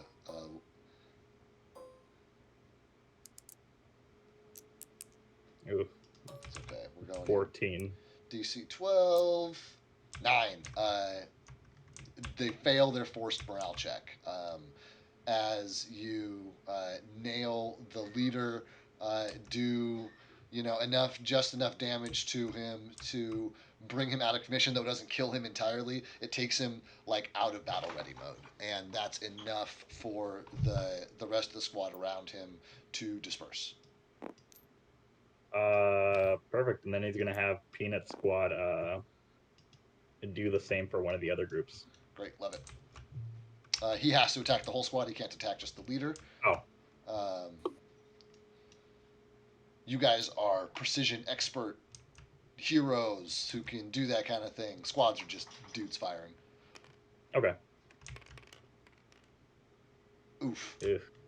Not gonna hit, I don't think. A 2. Not on a 2. Not on a 2. I try to be very generous with these large squads, but even that, you fire a bunch of arrows fly off this hilltop, but a bunch of them like hit the already running away doppelgangers, and they fall while fleeing, while the ones that are still advancing towards you continue to advance.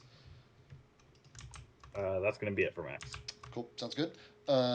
Then Titus, you are on this hilltop, firing at Yezrith. Are you back? Actually, I should ask. No, he's still taking Linen. Okay, then I'm going to let him take those shots. We'll do some stuff here. We're going to get to the bad guys who are going to basically encircle you guys around that hilltop, and start the process of like climbing their way up. You guys are Echo. You have your crazy ass perception going on, and you can see that the like mote of light, the gaseous form of the dude whose figure I have not found for you yet, is making his way back towards the square, the town center. He made Yui. What's that? He made a Yui. He instead of going this way, he went back down here. Correct. Oh shit. Then we are looking at probably counterless creatures, maybe. Do I have any magic men? Perfect. We'll call this guy the guy. All right. So this is Yezreth Mini. He's making his way back towards the square.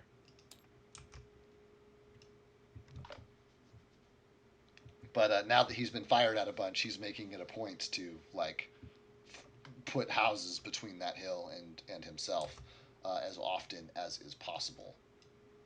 Just going to give him some cover. And that's not even going to matter for one of you. So, Jeremy, are you back yet?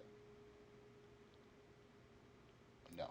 Chariz will do things depending on what Titus does. What was he going to do? If Titus hits and Yezreth comes out, then Chariz will pop the spell he's had holding. If not, then he was asked to go after the other guy. So he's probably going to continue after the other guy, fly overhead. And what fucking spells does he have? What's he gonna do, guys? He's a very wizardy wizard. That looks like the kind of AoE that doesn't care how hard you are to hit.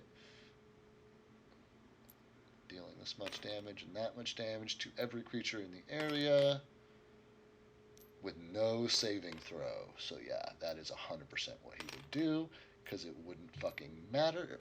Is it one of you guys who's like rolling over and over? Yeah, I'm playing soccer. I learned you can like roll them, so I'm hitting other die on die. Sorry. It's okay. If it was totally silent, I wouldn't mind. You know what? If you make here, I'll make copies of Andreas' purple die. I don't think I don't think these ones. Maybe they clack too, but I don't think they clack as loud as the metal ones do. Oh shit, that one rolled off. Um, Did they clack? try it again. Yeah, they do clack a little bit. They're not as loud, Dang. but they I'll do clack stop. a little Don't bit. worry about it.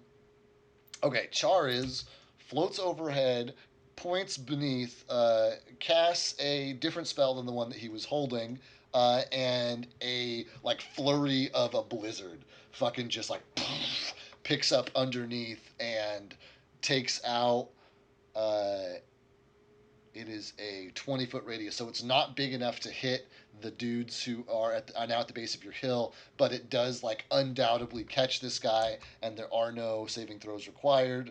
It just does damage, and that's 5d6. I'm gonna do those publicly because he's your ally, and you guys should see what kind of damage he's doing.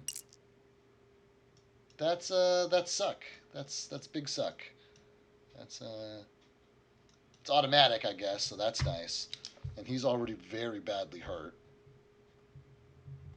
How many hit points does Say we at least have done 40 damage to him. I'm about to say, At least. How many hit points? Oh, you guys have done way more than 40 damage to him. But... Ooh, yeah. He's a bucket. He's a bucket. Not like a dragon bucket, but he's got What's a bucket? It's a bucket of hit points. Substantial amount of them. And I'm gonna say that in his current form, that it's difficult to discern what kind of damage he's doing. But you've got your Eagle Eye spell. That probably cancels out. Give me a flat. Just give me a flat perception check. No advantage, no disadvantage. You know, don't use your Eagle Eye because it's getting canceled out by stuff. So just like off the sheet, regular perception check. Okay.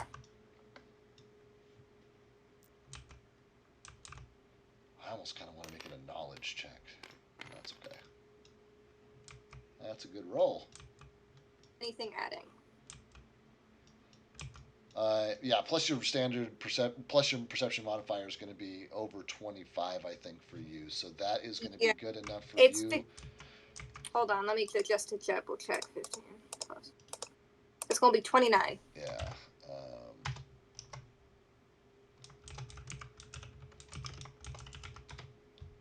Very badly wounded, not out of here yet. Still hanging in there.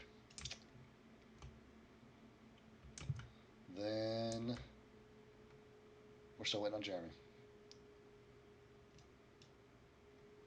Yeah, because really whether or not his attack hits is really gonna determine what you guys are gonna do with your turn. Yeah. Otherwise I just roll ahead to you guys. I guess you're being swarmed though, so it really would. I mean, so you guys should think about that. Are you you're going to be attacked by these swarms on their next turn? Would you guys be directing your focus to something that's farther away, or would you be dealing with the literally 20 or so guys that are climbing this hill at you? Max is focusing on these guys. God, I love this thing over my shoulder. I fucking love this thing. I think Echo will also, at least for this round, focus on the shape changers, but probably the round after is going to switch back over to Wait, but he's on death's door. And Echo would know that. But he's making it a point to sit, out of where he can be seen by you, and you have not tried your bow against something in gaseous form yet. You don't know if it has the same effect or not. I think Echo is going to attack shape changers for this round, but then next round she'll probably go after him. Okay, so I'm banking a turn for Titus because you guys have decided that so to clarify, even if Titus hits Yezereth and she comes out of her stasis, you guys would still attack the people. Oh wait, he's back. He's back, Jeremy. Sorry. You're good. Take a roll for Silent Squad and a roll for yourself at this creature. Add your base attack bonus. Oh shit. I don't know what my base attack bonus is. It's on your sheet somewhere. You guys want to help me out? I haven't had a character sheet. Yeah, it's under the HP and AC. There's base attack. Oh, okay. I think that's +5. Let's see here. Base attack. Oh no, +7.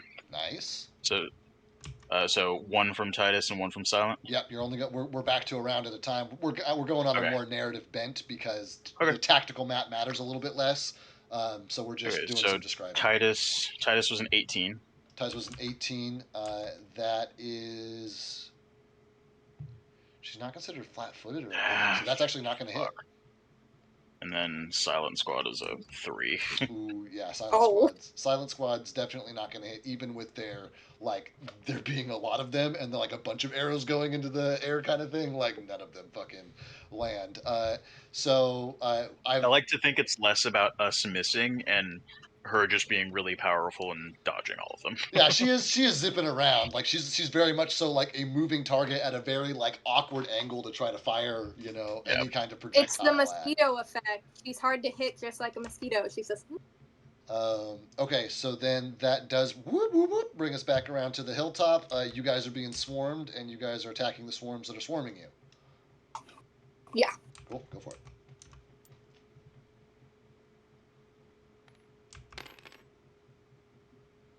In the world? They didn't go in that way.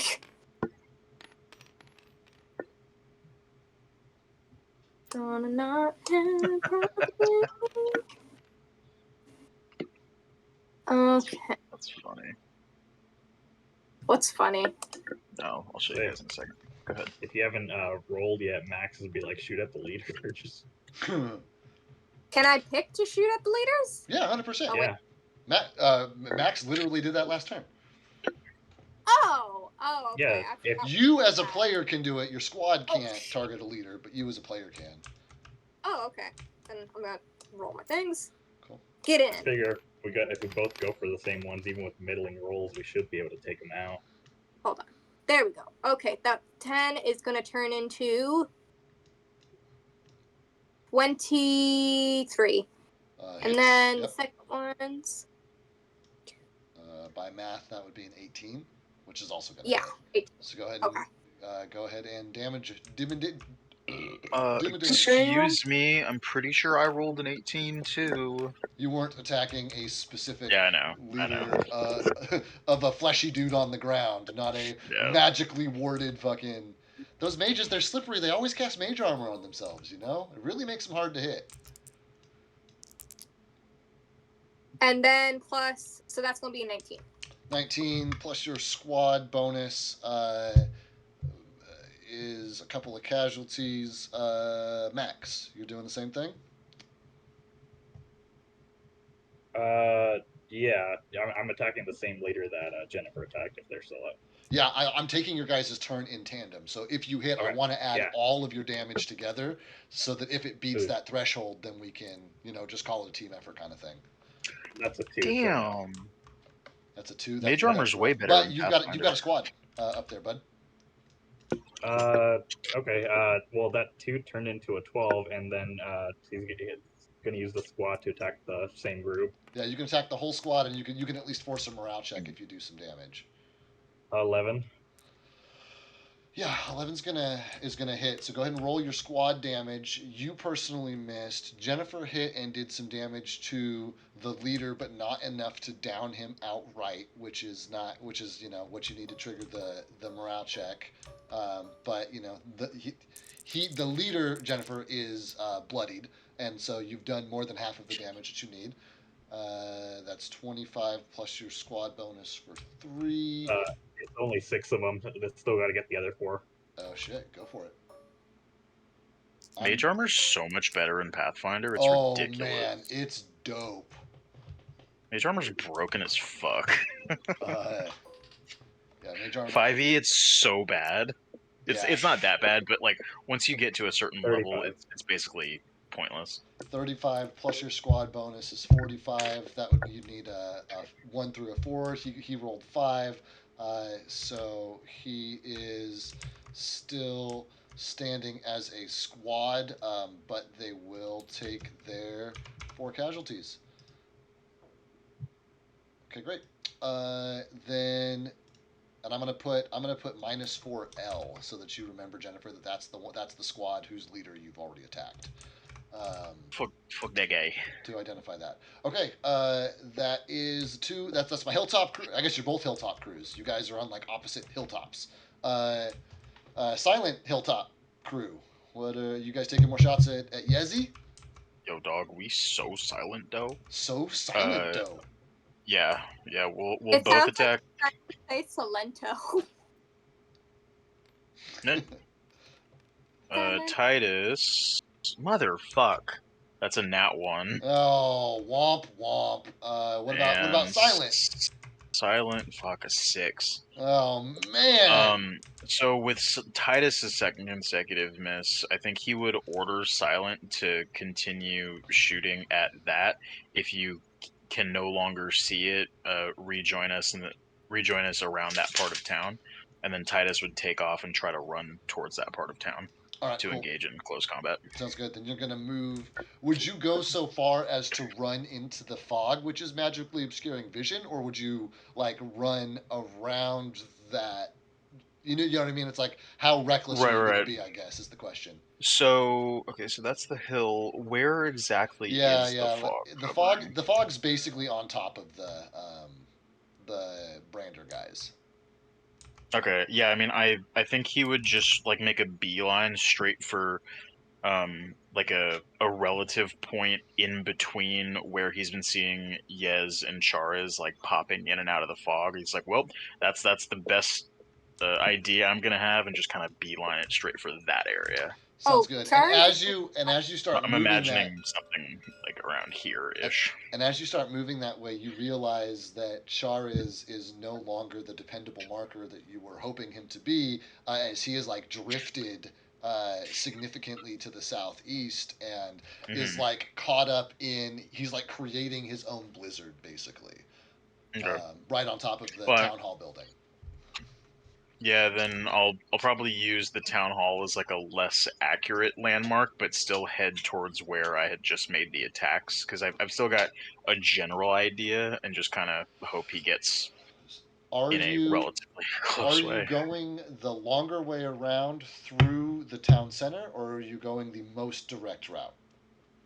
I think he would think that going the most direct route would keep him from losing the landmark, like his visual landmark. Cool, love it. Then you're gonna make your way kind of outside that and make your way that way. Yeah. Great, love it. Then we'll move you into the area that you're engaging in. Silent will continue to sit there and take shots. For simplicity's sake, I'll let you roll those just because I get to roll enough in all of this craziness. That does bring us to our miscellaneous bros. Yezereth isn't doing anything. Char's is floating around. God, is he going to try that again, or does he have anything better to do?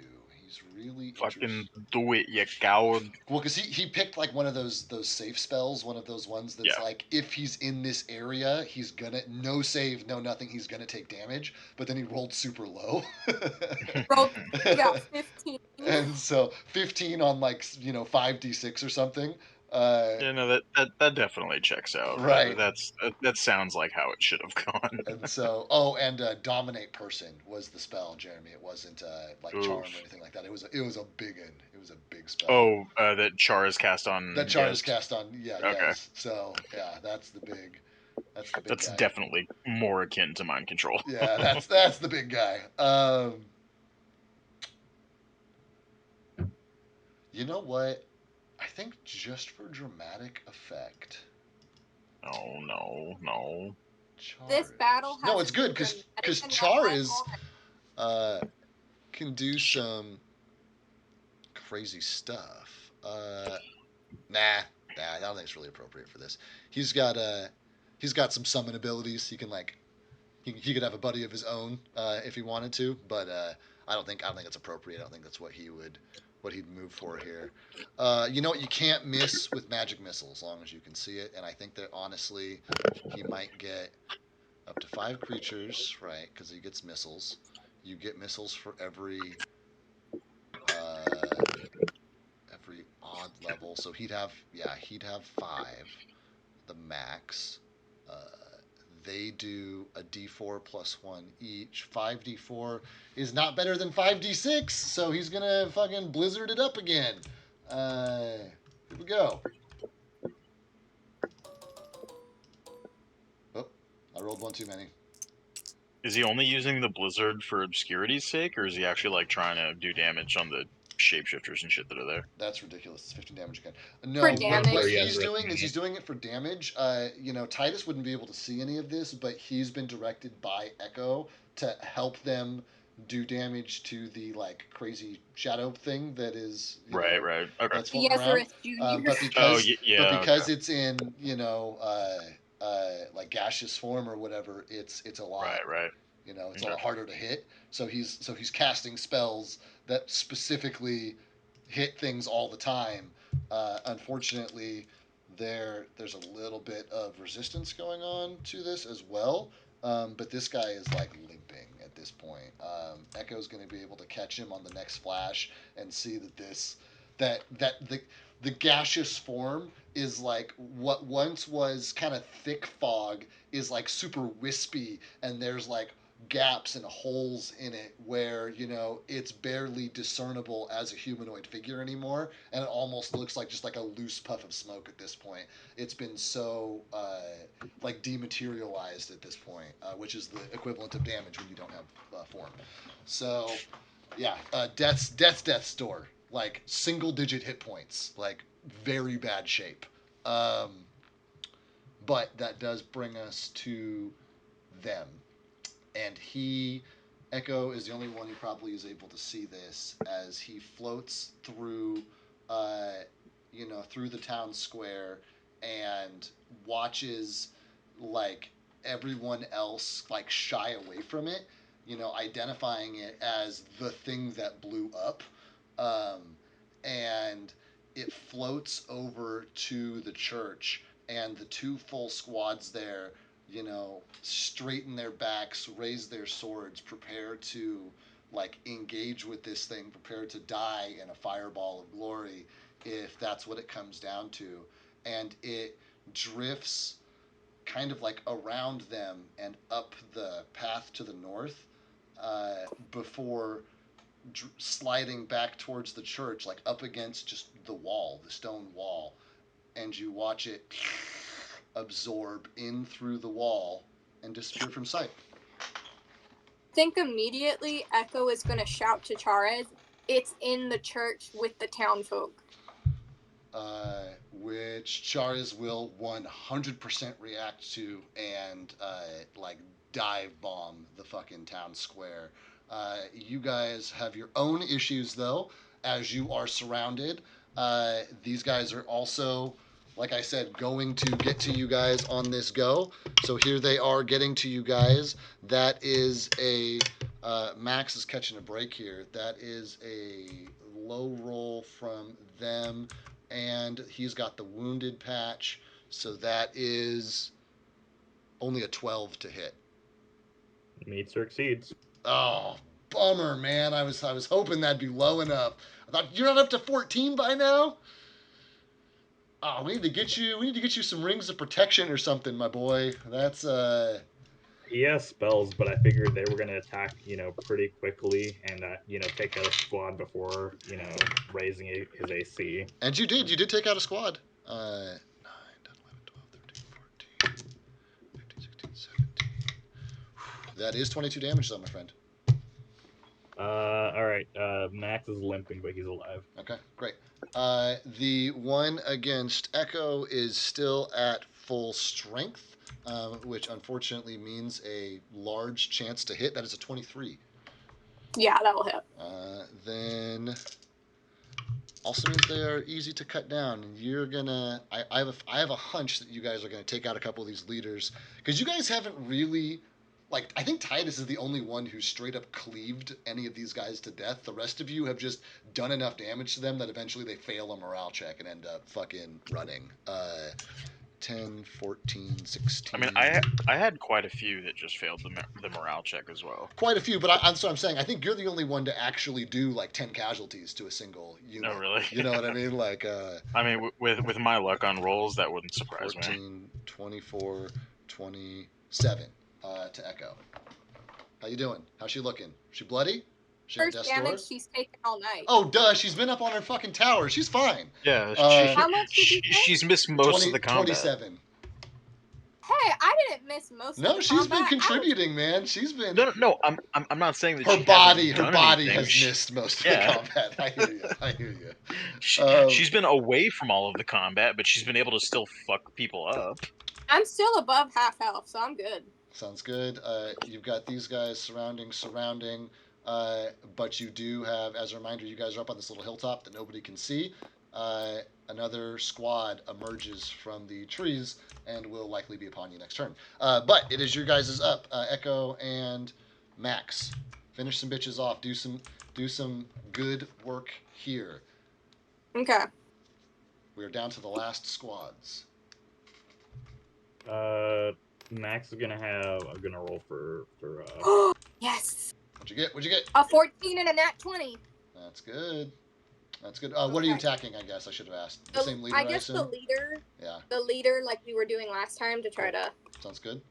Then Max will probably want to choose a different target because this is likely gonna just annihilate these guys. Do I roll? Then no, am I good? Because the damage is gonna for sure do. Well, no, yeah, roll your damage because if it's high enough to bleed over, you'll still do some extra casualties. Okay.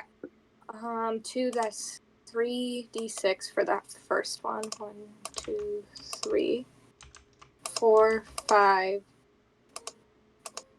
6 for the first one. Okay, and then 2 for the next one.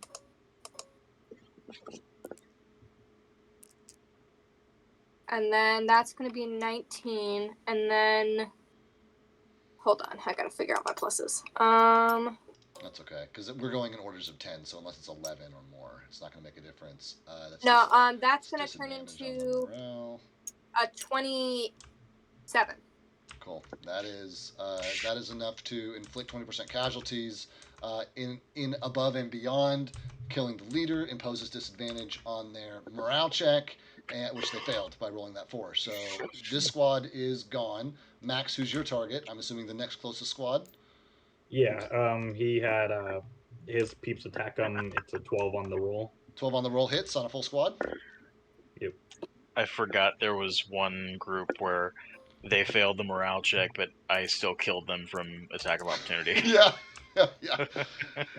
Yep. Would somebody else be able to roll the other 8 ones because I still shit. giving me trouble. I got it. I'll let D6s. Yeah, they're D6s. Yeah. 8. Did that work? No, No. I watched you click, but nothing hit. I'll one. No, there it is. Okay, There it is. Well, it stopped at 5 though. What the fuck? Okay, whatever. That's 12 Right, plus 3 plus more. 8, 20. 1. God fucking damn it. Oh, those are high. 33, 31. I mean. We need 2 more, right? No, 1 more. No, 1 more. 1 more. This is ridiculous. What the Okay. fuck I think is it's going because we on? have too many dice. 36. Shit. Okay, 36 damage plus a leader casualty is a 40% shot. Did you do your own damage against him, Andreas? Not yet. Would you do that for me? Yeah. Oh. Okay. 7 plus 10 is 17. Hits. And that's just against the group. Yeah. That hits. D6.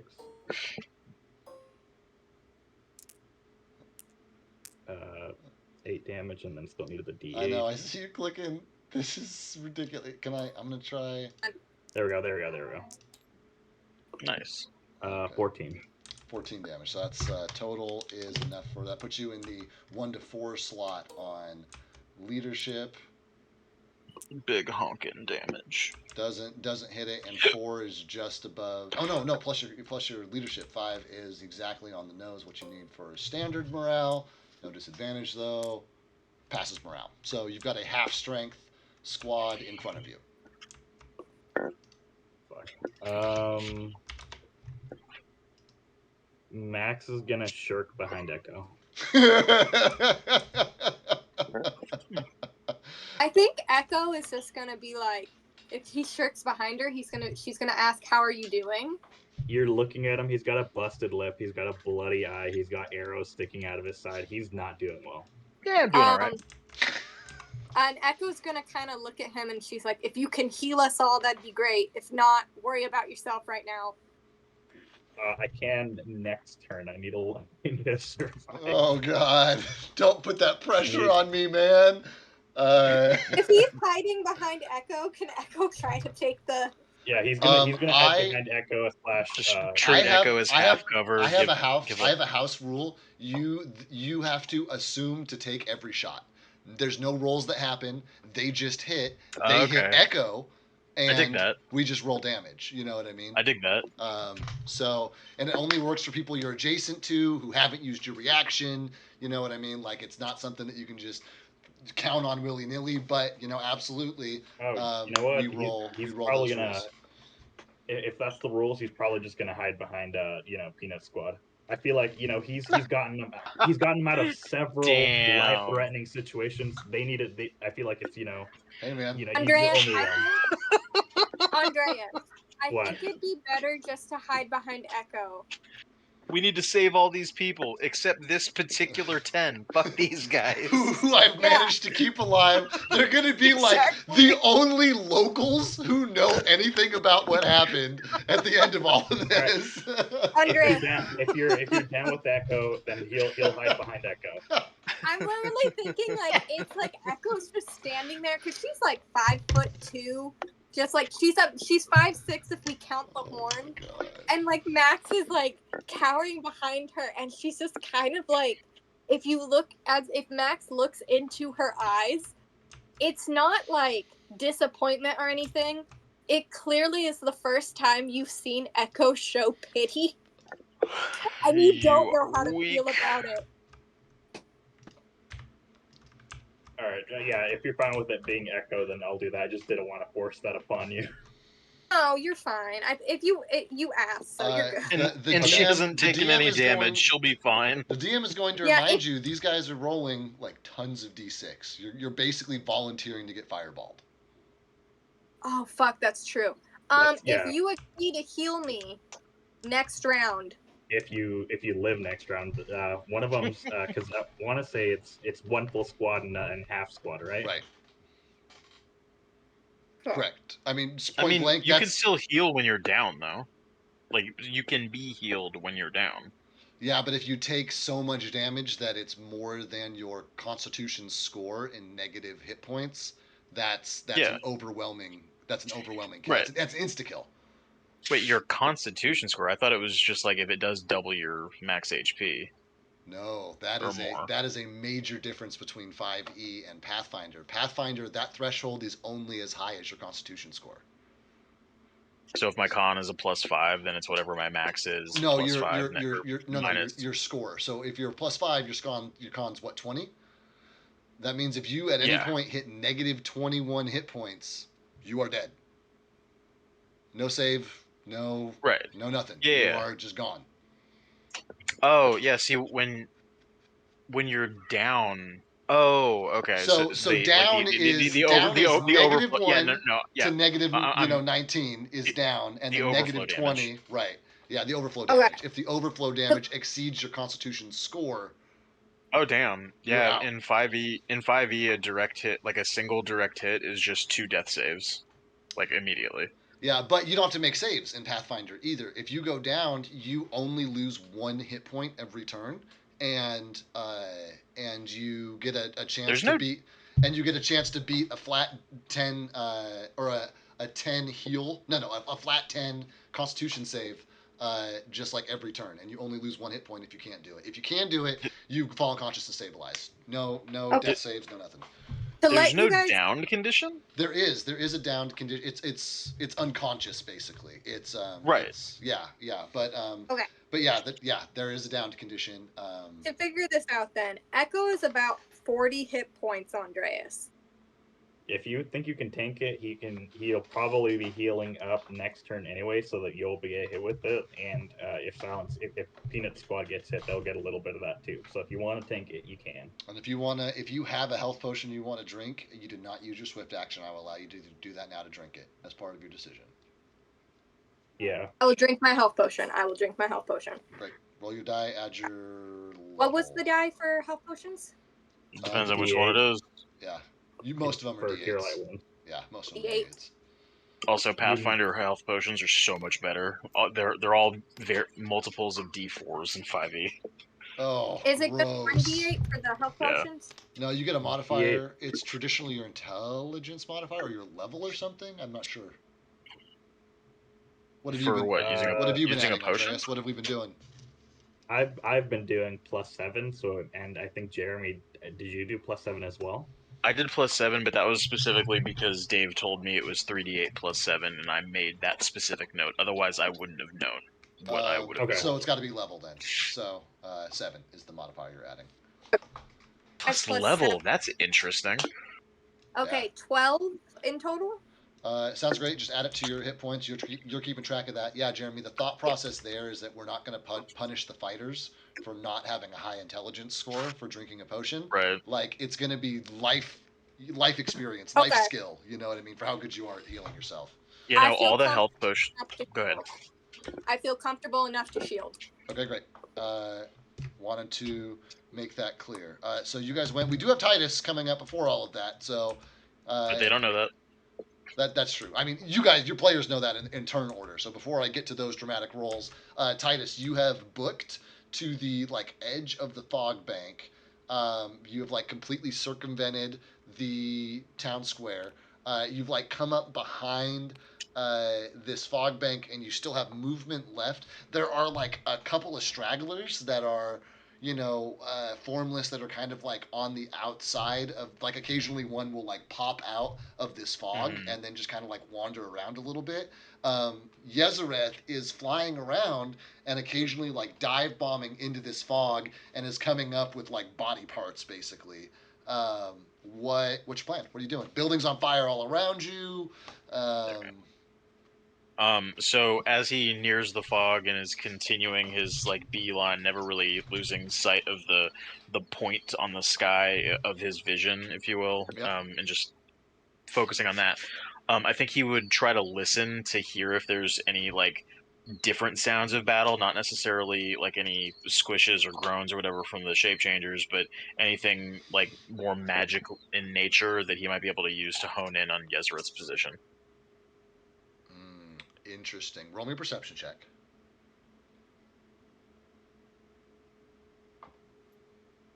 Actually, no, I don't want that one. God, what is Yezereth? I think it's a 13. On a final of a 13, it's not Perception. enough. No, God, I wish it was a 13. Is that a 7? Oh no, it's not even a 10. Yeah, it's 10. It's 10. Okay. Yeah. Okay. All right. 10 is ballpark. 10 at least doesn't get you going in the wrong direction. Right. For a 10, it's overwhelming because as soon as you step into the fog, your vision is totally obscured. The sounds become, like you're saying, the squelching of the bodies. But on top of that, there's the rattle of chains. There's the wails and cries of the prisoners who are, badly wounded and are terrified and are crying and screaming for help. You hear classic kids calling for their mothers, the whole fucking nine.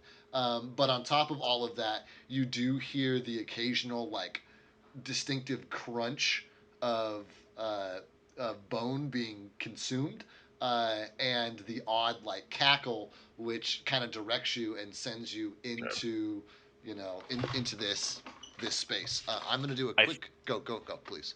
I think he would have focused on the cackle more than anything because the cackle is the only thing that he is aware of. He wouldn't know about the consummation. Okay. Great. Sweet. This fog does not stop you from taking a swing at something.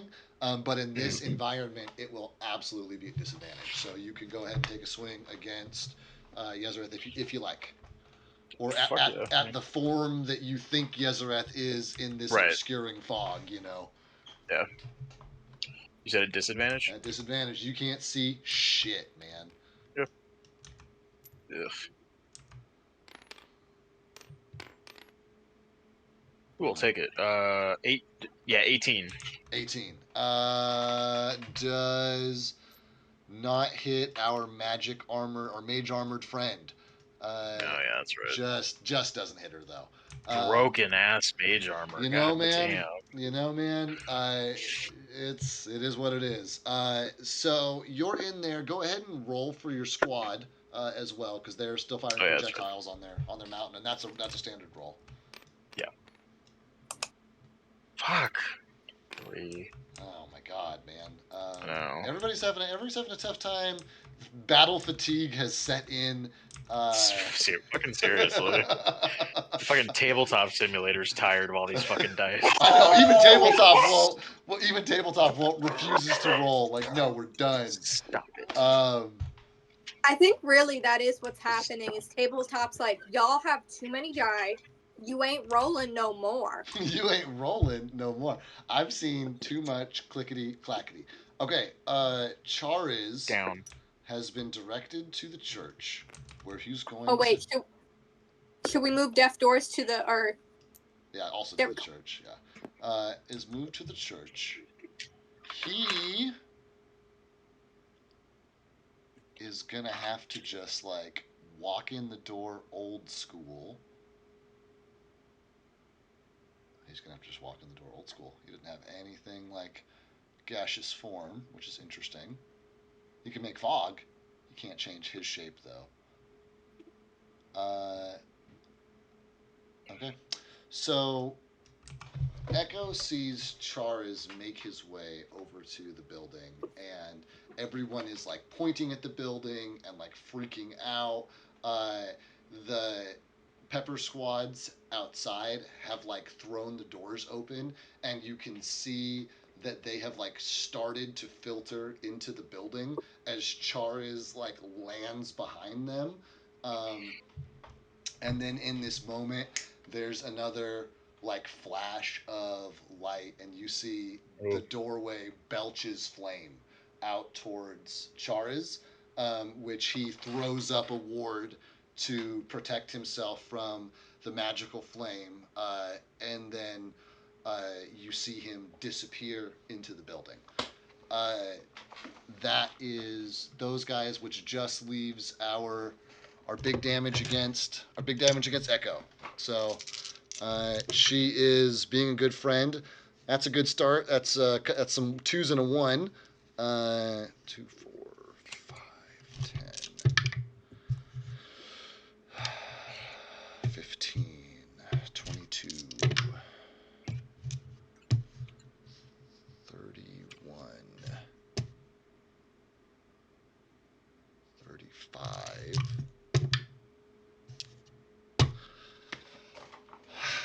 Your act of heroics, Echo, is going to cost you 38 hit points as you get. I still live. As you get absolutely fucking shredded from both directions, as these guys come up, ignore Peanut Squad, and are like converging on the two of you specifically. But then it is your turn for sweet retribution.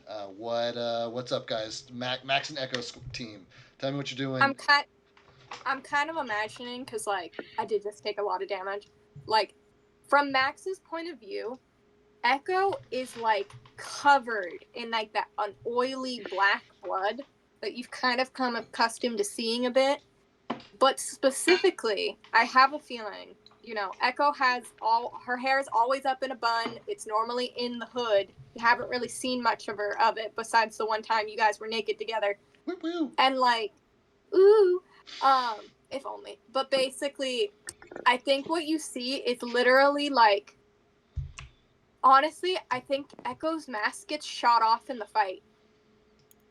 and her hair is just like everywhere, and you just see her turn to you, and like blood is pouring down her face. Her hair is like ring style down the sides, and she's just like, heal me.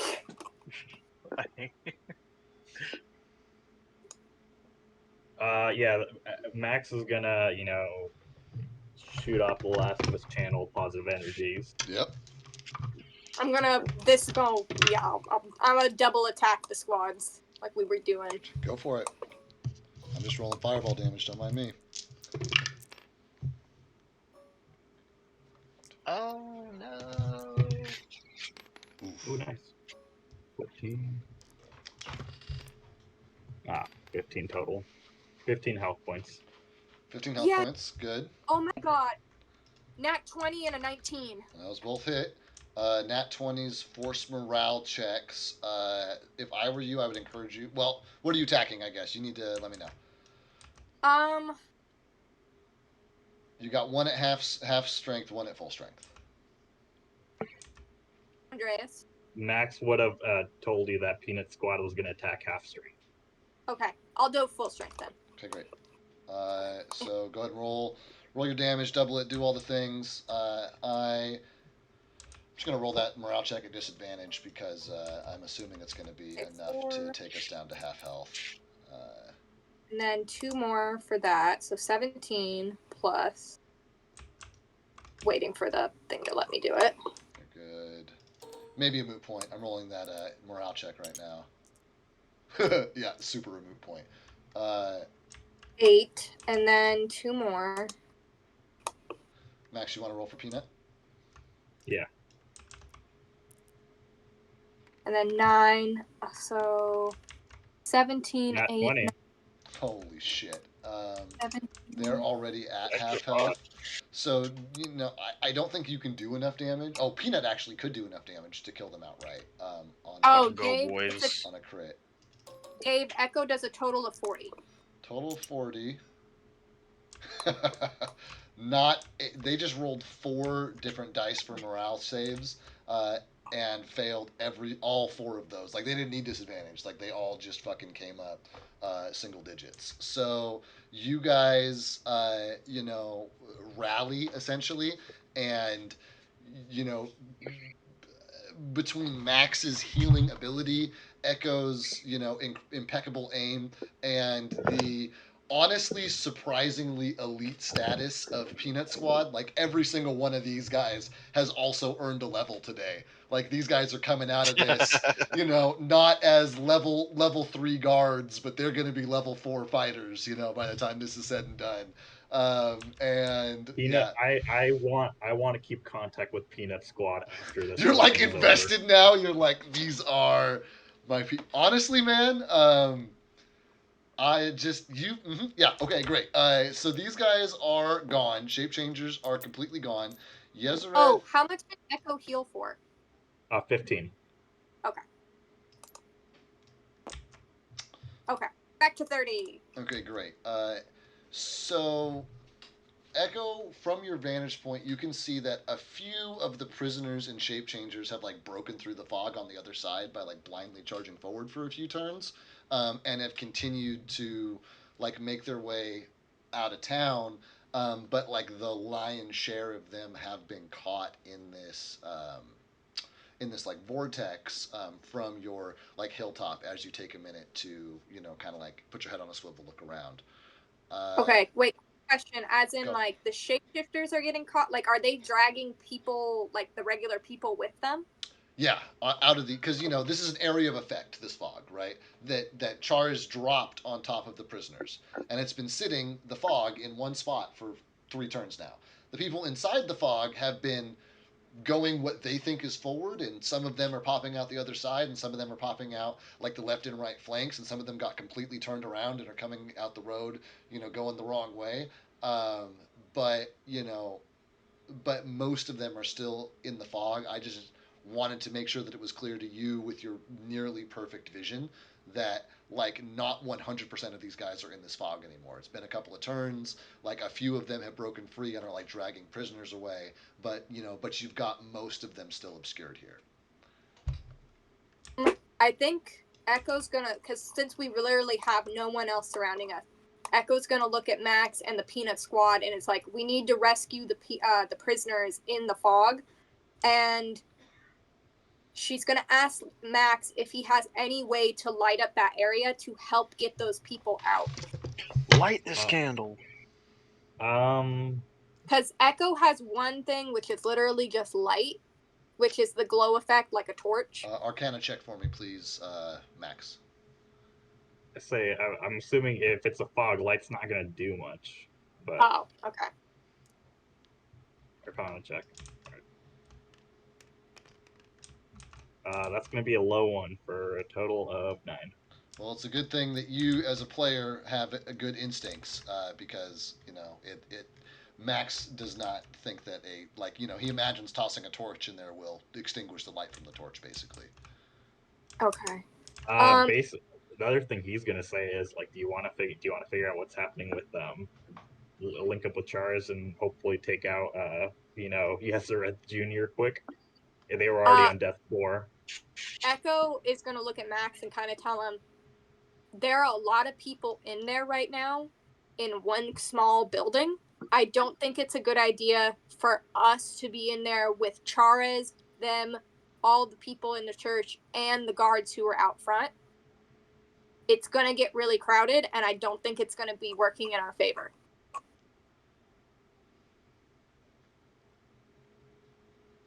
I'm going to pause you guys on your roleplay stuff, because Titus is the only one who's still actually in combat here. So feel free to chit-chat in just a minute. Titus, you want to take another swing? What are you doing? You're walking around in fog, man.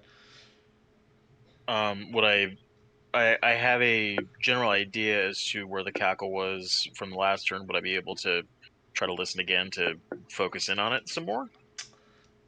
Traditionally not. But tell you what, Okay, give me a reflex save. Give me a reflex save. We'll see if you can be a little quicker this time. I'm trying to give you something to get rid of that disadvantage from the fog. Well, there's a good roll. 16 reflex save is 19. Sweet. That succeeds. So go ahead and take a standard attack. Regular one roll modifiers. Nothing crazy. Hopefully it is crazy. Hopefully it's a natural 20. Or 1, because you either don't want to hit this chick or you want to do a lot of damage. 12. God damn it! I cannot roll higher than an 18. That is rough. Unless it's to get a chance to roll low in an attack. Like if it's like roll a reflex save, roll a fortitude save, like roll a acrobatics to get there. You're like 19, 22, and it's like great. Now roll that attack 4. It's like okay, well. Plus 12. No, I don't know if it'll matter, but it's actually 19 because I forgot my axes plus 1. Oh, that makes a little. That makes a difference. 19 on the nose, on the nosy nose. Yeah. Yep. Sweet. Yeah, because my plus 1 great axe is a plus 13 to hit. That's a hit. Roll your damage. Oh, sweet fucking Jesus.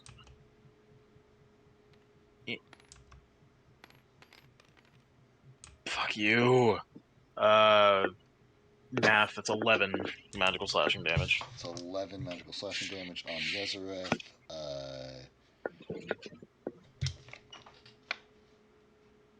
She's not on my card. Have you guys not touched her yet? Oh, Caloral's fighting her.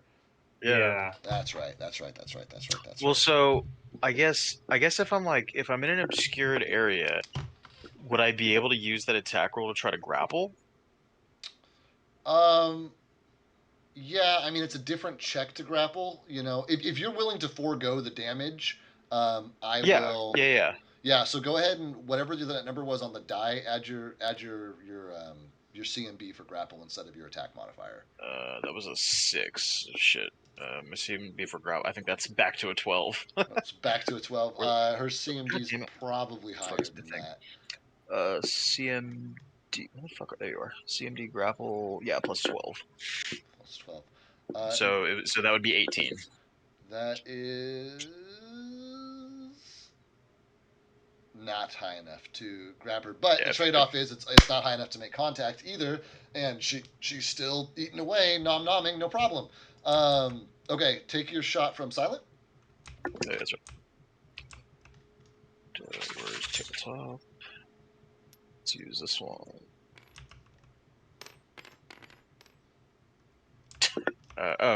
9 on the dice, so that's a 19. I'm about to say they're at full strength, right? I think so. I don't think they've been hit. That's a big ol' hit. So It's in my elite boys. those are your elite boys. But they do damage to individual. Well, you know what? Fuck. How am I gonna do this? I didn't actually account. I didn't actually account for this specific scenario. Sorry. You're good. You know what? She's at full strength. Roll all 10 d6, man. Just fucking do it. Because if you're gonna snap her out, you might as well do a bunch of damage. 9, 10. Dave, I have a quick question. Fire away. With like the fog stuff, would that work on an 36? animal that naturally glows? I mean, your Echo would have limited knowledge on that, and wouldn't know. But if she talked with Max about it, Max would have a pretty good idea that like that it's a pretty serious fog, and that like that it would absorb and obscure essentially nearly all light. Okay. Yeah, you did ask him like, "Hey, do you have something to light it up?" And honestly, I know, yeah, but what she was also now thinking, because I found out I could summon like fire beetles, which have a natural luminescent glow. I don't think that makes any kind of difference, though. I know, but Yeah. it's the whole natural versus unnatural light kind of thing. Yeah, but it's also magical fog. Usually magical shit has magical vision, too.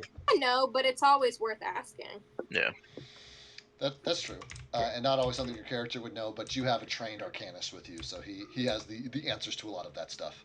Okay, so you guys see a huge flurry of arrows fly in from Silent Squad, the third or fourth such barrage, and this one, like they finally learned to lead the target, and instead of trying to catch her instead of trying to catch her before she dives into the crowd, they're like waiting until they see her emerge from it, and then they fucking release. I was thinking there was like 2 dudes who just weren't shooting the other 2 times, and then these other 2, the 2 that weren't, are actually a sniper squad. So I was like, no, you idiots, do it like this. You got the measurements, yeah, like this. And the rest of them followed in suit. Yeah, as they all shot off, and a bunch of them land on Yezereth, who stops mid-flight. So then I was gonna ask, would that have like dropped her on the ground? It would actually, thank you, make her have to roll a fly check, which I'm going to Box of Doom. How much damage was that? 36. 36 I think. damage. That would be a very high DC in order to beat that. Let me see what her fly skill is, because I know she's got one. Oh wow, that's actually pretty high. She needs a 16 on the die in order to beat a fly check. Very likely that she will not be able to do this. I'm going over to the box for my first box of doom roll of the night. Big deal. Plummeting witches would be very fortuitous here. That's an 18. She's in the air. Fuck you. You know what, man? I'm very Fuck sorry. you. I'm very sorry about it. Then I was hoping she would fall, and then I could say like, well, could I get my attack at advantage since she was like incapacitated from that? no, but agents go before. Oh no, it's your turn, not the NPC's turn. So Yep. So agents do get the next go around. All right, man. So this super fucked up That's all I got. magic thing is floating in the air. We've got Hilltop Squad over there. You've got your own personal silent squad. There's been an explosion at the church. Yezereth has her senses again. Sees this. And she's real close to me. I'm closing in, boys. Sees this fog.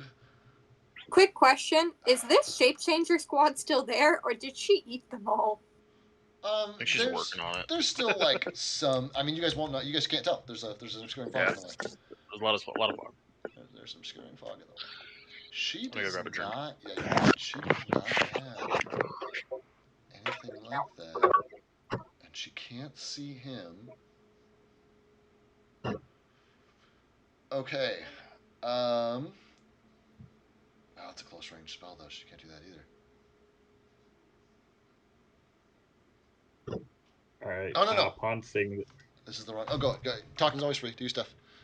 No, upon seeing her get shot into the air, Max is probably gonna turn to Echoes like, I guess that's our cue, and he's gonna, once his turn comes around, he's gonna start, focusing his fire on her. Okay. I think we should all at this point just shoot Yezereth. We got 4 range groups, and we got all the firepower here. So yeah, Yezereth time.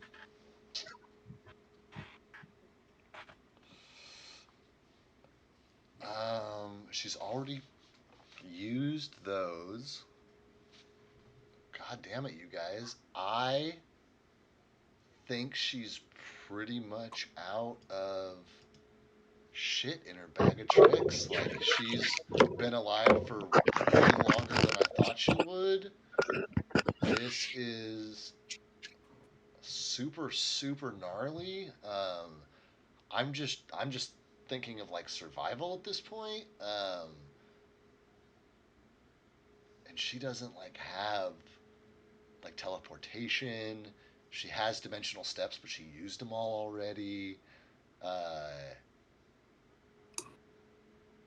What does that do?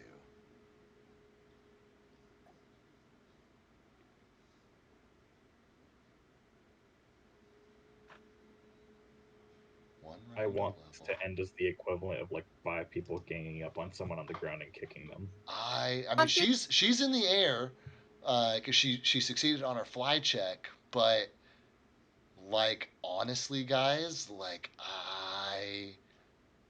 Can we just shoot her, Dave? she gets one chance to do one thing is basically what it is, and she's evil as fuck, and so she's gonna no holds barred you guys, because I promise that when you beat an encounter, you've really truly beaten it. I know, but what I'm imagining is she's in such shock that she's like, "What? I'm losing?" I know. I'm in such shock that she's fucking No, and losing. that like negates her round. She's no. There she goes. It's like, oh no, I'm losing, and then she gets pummeled by arrows again. Nah, I want to fuck her up. Oh wait, Same. out of curiosity. Well, I think it's fair that we get to fuck her up this time. You got Caloral, we got Yezereth, but is Yezereth wearing a mask? No, she's not wearing a mask. Okay, it's just the mini. Yeah, she's got. Where's her? Yeah, that's all she's got. She's got all. I think all that she can do at this point is stuff like Scorching Ray, which she gets a few of them. Each ray requires a ranged touch attack, so I've got to roll 3 ranged touch attacks against her target, which is not going to be the person she can't see, but is going to be the people she can over on the hilltop. Between you guys, is anybody on death's door? No. No, but we're not doing well. So you're both bloodied. You're both in the bottom half of your hit points. Yeah, I'm bloodied. I'm pretty much at half too. I think Echo is her primary target because Echo's definitely the sniper of the group. She is rolling ranged touch attacks. That is going to be. What does she get to her ranged touch attacks? So it only has to beat your touch AC, Echo. Her ranged modifier is +8. So she's going to roll 3 attacks. Here I'm and I'm. You know what? Actually, I'm not going to box them because that's silly. I'm just going to do it here where it's going to project them. That's rough because that means that you can only miss on a nat 1. Oh fuck! But there it is, hit. And 2 4s besides. So that 4 turns into a 12. Does not hit. Is not going to hit. That's wild. All 3 scorching rays fly off course, set the forest behind you guys ablaze, and she flies ahead of her group north. God damn. And is still within range. That's it. I want all you guys to roll your attacks. Titus, unfortunately, man, you're stuck on the ground. You can roll one for silent, but unless you want to throw something, she's back in the air. Could I try to get like one opportunity attack with Titus at disadvantage? Like as she's running away, try to swing the axe and hopefully get lucky. You know what, man? Disadvantage sucks. So if you can beat disadvantage, I'm here for it. She's got a 19 AC, man. So that's a hell of a number to beat on disadvantage. What you got? Another nat 20 and 11. Dude, that's fucking ridiculous. The 11 turns Guys, into a can I have a nat 20, please? I Jesus know. fuck. Yeah. Soto is the player like that in our other group who we'll roll 3 or 4 nat 20s in a session that only one other person rolls 1 nat 20. Ooh, hell yeah. Yeah. Yeah. Okay, so it's a nat 20 and then a 23. So do they both hit? I'm definitely never that guy. Yeah, go ahead and roll your damage. So yeah, Titus's first attack is a plus 12, but luckily for me, I rolled a 3. Oh boy. That was on the first dice. That I haven't even rolled a second dice. You don't even need to, man, on a 3. So yeah, I'll roll one more for silent. Why is your first roll so much more than your second roll, Jennifer? Because it's I have the ×3 plus the gravity bow. Plus gravity bow. Got it. Yeah, it doubles it. Yo, all my good rolls are going to silent squad. I got a 16. Hey man, calculate. 16 to 16. That's still a hit. Roll. She's conscious now, so full disclosure, she's not going to take this full damage. But go ahead and roll all 10 of your d6 for silent. That's going to be a total of 30, Dave. 30 from Echo. 10. And what about Peanut? Is Peanut hitting anything? 40. Max missed. Peanut squad rolled a 12, so I'm assuming that's gonna bump up to hit. 12 at full is gonna bump up to hit. If they haven't been touched 40. Yet. Hell yeah. Dude, I never want to go anywhere without my boys now. Like, this is my fucking squad. Ooh. Titus getting a posse out of this fight. Posse. Yeah, man. I'm really excited to see what you guys do with your squads moving forward. Ooh. You guys are like talking about adopting them, and it's like that's really exciting for me. I mean, if you'll allow us, I'll absolutely. It's one of those things where like you got to leave them at the mouth of the dungeon kind of thing, but it's like something to always have access to or Right. people to have influence over, however you choose to exert. I'm excited to see that. What was your final there, Andreas? 27 for Peanut squad. Yeah, guys. Even with her damage resistances for being like with it again, and her like natural evasion stuff, that is absolutely enough damage that she gets skewered, turned into Swiss cheese, absolutely fucking annihilated as she plummets to the ground and has just a hair of breath left in her as Titus is like standing fucking over her, like bleeding, wheezing, only with a second of life left in her. Echo, Max are like looking down. I guess you guys can't see this because we'll say for dramatic effect she falls outside the fog, and just as Titus emerges, and you guys can all see all this fucking shit going down. And yeah, Titus is gonna grin, bare his axe, and approach.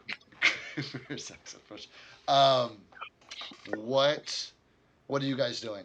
You guys are officially in free action. There are still troops here. There are still prisoners here. There's a fog here, but there's not enough meaningful resistance. Like you guys occasionally are running into the occasional individual enemy combatant, but with you and your whole squad, you guys are just like cutting them down without any kind of official leadership. You have free movement. Yeah, I think Echo is literally just running to where Yezereth is, because, Titus wants to bring the axe down for a killing blow. I know, but Echo wants to search the body. No, I know. Cool. I'm just saying, like, Titus would like to try to Titus wants to try to kill him, but if you guys want to, like, try to convince him, or I wanted to give you a heads up. No, we're not trying to convince him. I know, I just want Echo to eventually search this body, but also, if, like, the big bad flies downwards, even if I see you coming to get it, I would rather be there for backup in case some bullshit goes down. Okay, swing, Titus. Swing. Max? He's probably, around the area, seeing what's going to happen, and then obviously once she goes down, he's going to make a run for the church. Okay, so Echo's heading for Yezereth, but you're heading for the church. Well, once that final blow lands on Yezereth, but he's like making his way there too. Okay. So then Titus brings his axe down on Yezereth and splits her scorched and broken body, breaking a dozen or more arrow shafts in the process. 25 to hit. And just cleaves and tears through her as Echo, arrives on the scene, and Max touches base momentarily before making his way to the center. Echo, if you are going to be checking out this bade, go ahead and roll your just like pocket change check. Okay. Can My Titus survival. give her the help action? 17. Not to loot. Not to loot. That's gonna be a total of 35. 35. That's a big one on the dollars and cents. I gotta double check my chart. You find like 12 gold. And Yezereth with a very attractive you find a couple of potions.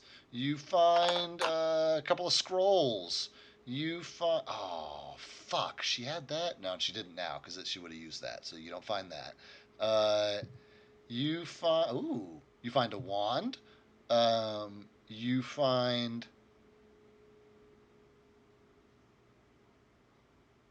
that like a magical dagger, a magical cloak, a magical ring, and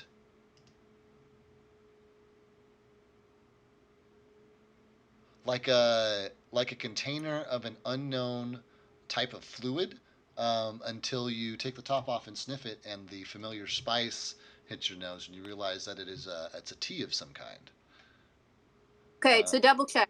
2 potions, 2 scrolls, 1 wand, 1 magical dagger, 1 magical cloak, 1 magical ring, and a container of a suspicious tea.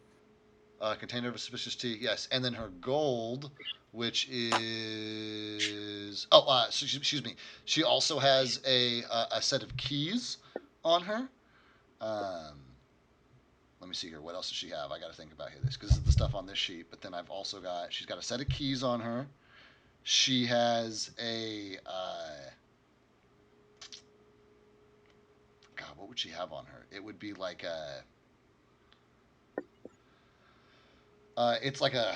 it's a non-magical ring that has the like same sigil as her like her pin, her brooch.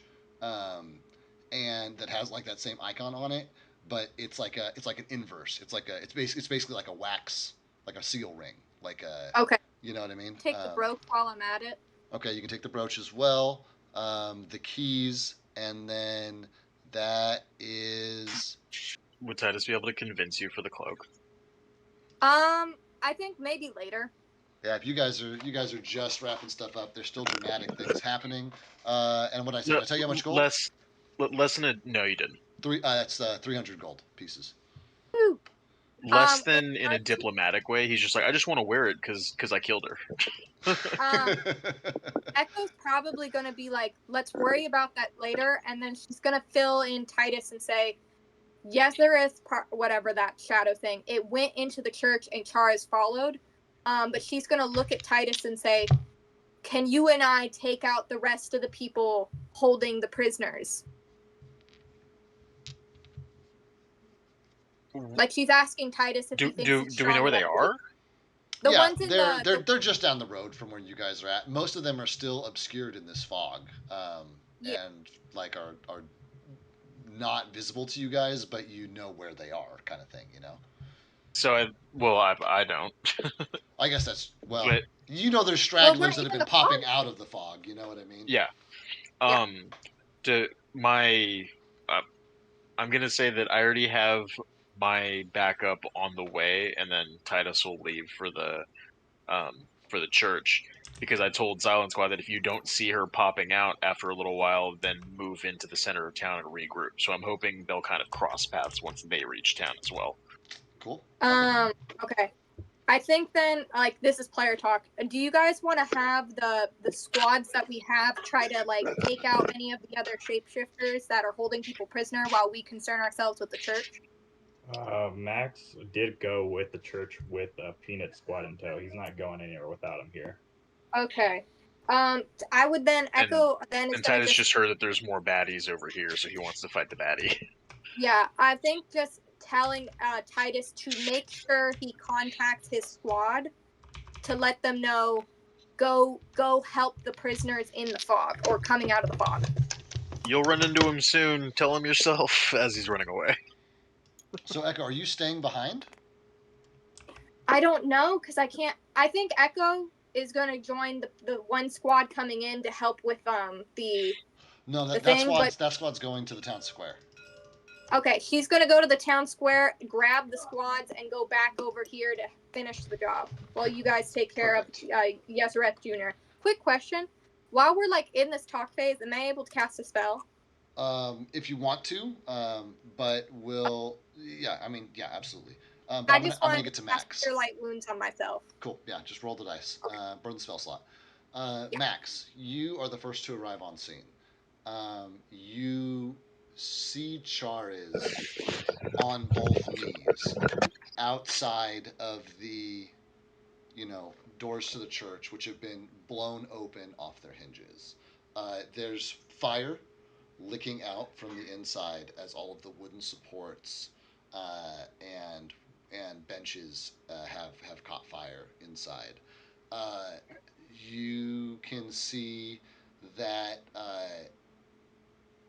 that there is absolute carnage inside of this building. It is, you know, uh, scorched arms and limbs uh, of faces that you recognize from spending some time in this town, from doing your people who were at your table hoping to win a pot of gold a few hours ago.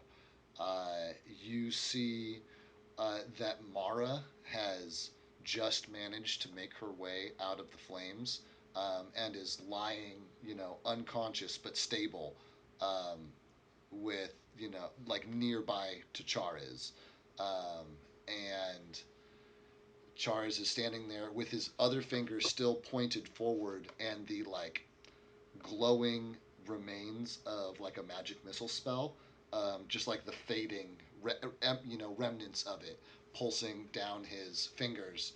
And as you round the corner, his arm drops, and he, looks down at Mara and looks over at you and says, "He killed them all, except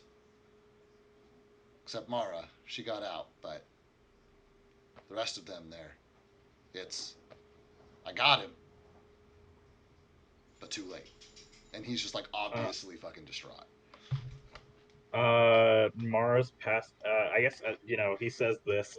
Max is just gonna cast a quick detect magic on Charis and see if he's not, Oh, that's smart. You broke eye line with him, and you're double checking to make sure.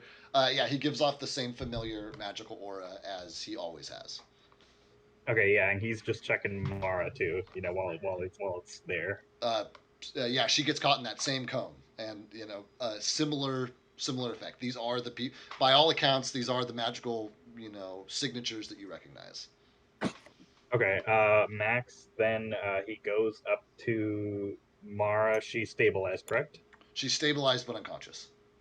Okay, Max is gonna cast a Cure Light Wounds on her. Which immediately brings her back, with a cough of smoke, and a sputtering, and she looks up to you and looks over at Chariz, and all of the buildings burning, the smoke rising into the air, the corpses that litter this once peaceful courtyard, her church on fire, and she begins to sob, just uncontrollably. And I feel like this is a very emotional scene, and I will make whole because it repairs stuff, and I know we basically how we did with the bridge was something that's too big, it repairs sections. Right. Would it put out the fire? It would not. It would repair the damage underneath the fire, but it would not do anything to the flames themselves. Okay. But it also. But you would also know that, like, it's going to take a. That basically, if there's one wall still standing or one part of one wall still standing, you can use this spell no matter how, like, destroyed the structure is. Would about 14 gallons, like, get rid of the fire of water? 14 gallons is not a lot. 14 gallons is not. I mean, 14 gallons would be enough to, like, clear you a path if you wanted to get in there safely. But no, I mean, you probably need something to the tune of 100 gallons or more to put out this flame. Yeah, I guess then Max is probably going to start directing people to, start putting out the fire and stuff. If there's nothing in the immediate, no enemy, like enemies in the immediate area, Nope. probably just start directing people to put out that fire. People is literally Peanut Squad. The 3 Woodsman Council Guild councilmen that are still there, Dimitri and Jakar. That is everyone left in this courtyard. Echo is going to remind Max there are still people like surviving kidnapped victims that we need to take care of now. I'm about to say, we haven't gotten there yet, but we will say that as you're directing this stuff, Titus and Echo do, like, make their way into the courtyard, are met with this scene of destruction. The small handful of stragglers are here. Silent Squad has come down off the mountain, and you guys basically have a full Peanut Squad, a full Silent Squad, yourselves, Dimitri, Jakar, Charis, Mara, and 3 council members. And 3 council members. So of the entire city of Ruinswick, there are 12 of you standing. Well, no, because didn't we also? Or no, excuse me, 12. Plus your whatever, plus your squads. Because we saved a bunch of groups too.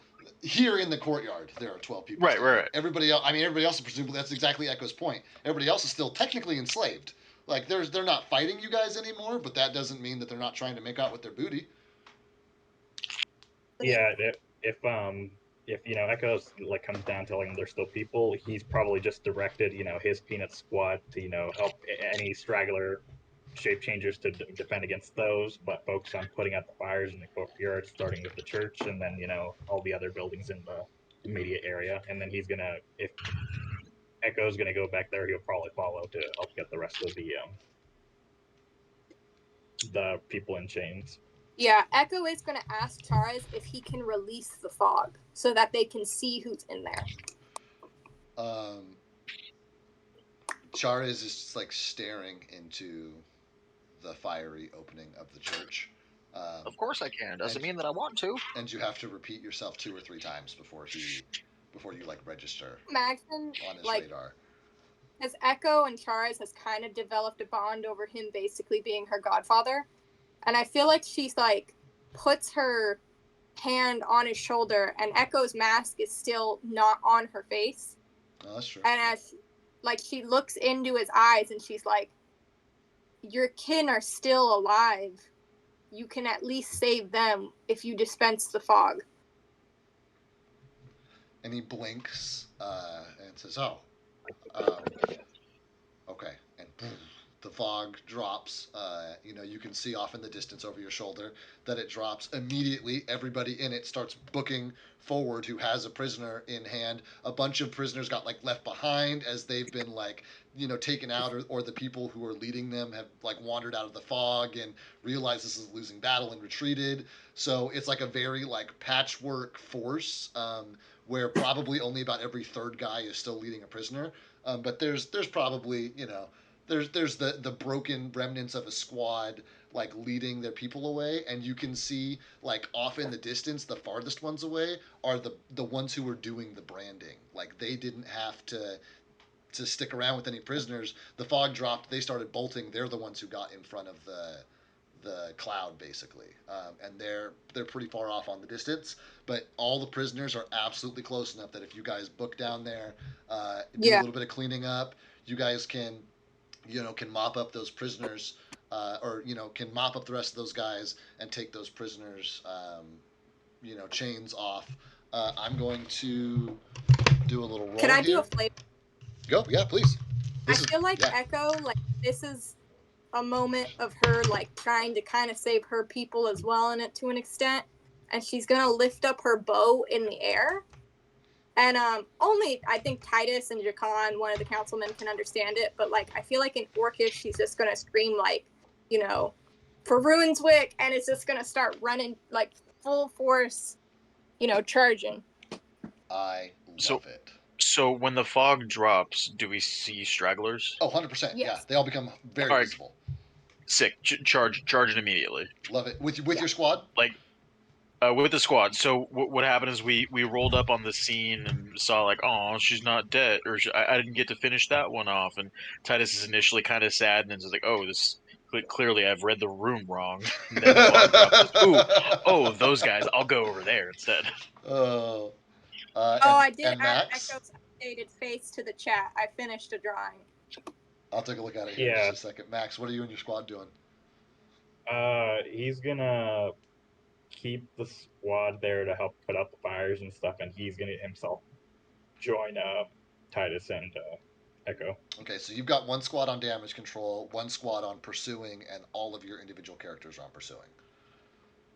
More than enough manpower. I need each of you players to roll me a D10, please. Me too. Yep. Everybody who went after somebody or went after the people. Okay. Roll one for my squad as well. No, just one for you as a player. All right. These are lore rolls. These aren't. Okay. 6. 1. 8. 8. That is 8 and 7. That is. You guys get into the fog and manage to save 15 prisoners. That on top of your own squads brings the total population of Ruinswick. If you give me a second. 15, 10, We 10. got to be close to 100. The three of you, Jakar, Dimitri, Chariz, Farid, Pepper. 3 council members, Pepper. Miko. That's 11, 12 if you count Miko. That brings the total population of Ruinswick currently as it stands to 47 members. Oh, Mara, excuse me. 48 members. Is that including the ones that we saved that ran away?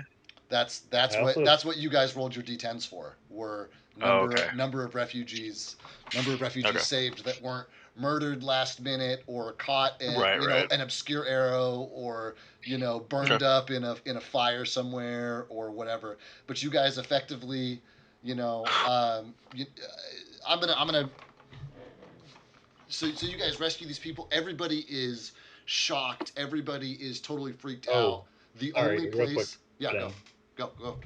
So I'm assuming Max would know the actual population of Ruinswick from the census stuff. You'll have to go back to your table to check those notes, but absolutely that information is available to you. All right, You made a fucking census. It was a great plan to flush out the alleged shapeshifter. The biggest problem in that plan was that you needed time to get it done, and you didn't have a lot of that, especially after Titus went off and found the shapeshifters, and a couple of them made off with the horse. That really set your ticking time bomb and started setting the tone for when stuff was going to start happening. But yeah, Max, you go and you reference the original documents, and you can see that Ruinswick used to have. Now, this is including people who are miles and miles away. This isn't like a traditional town like we would see it, where the borders of this map and all the houses that we can see here. There are lots of farms and 2 or 3 miles away against the coast. There's a couple of fishing huts that are all included in the Ruinswick census, and that total number floated around 300. Ooh. Well, I mean, we did need to spend a lot of fucking time in the middle of town square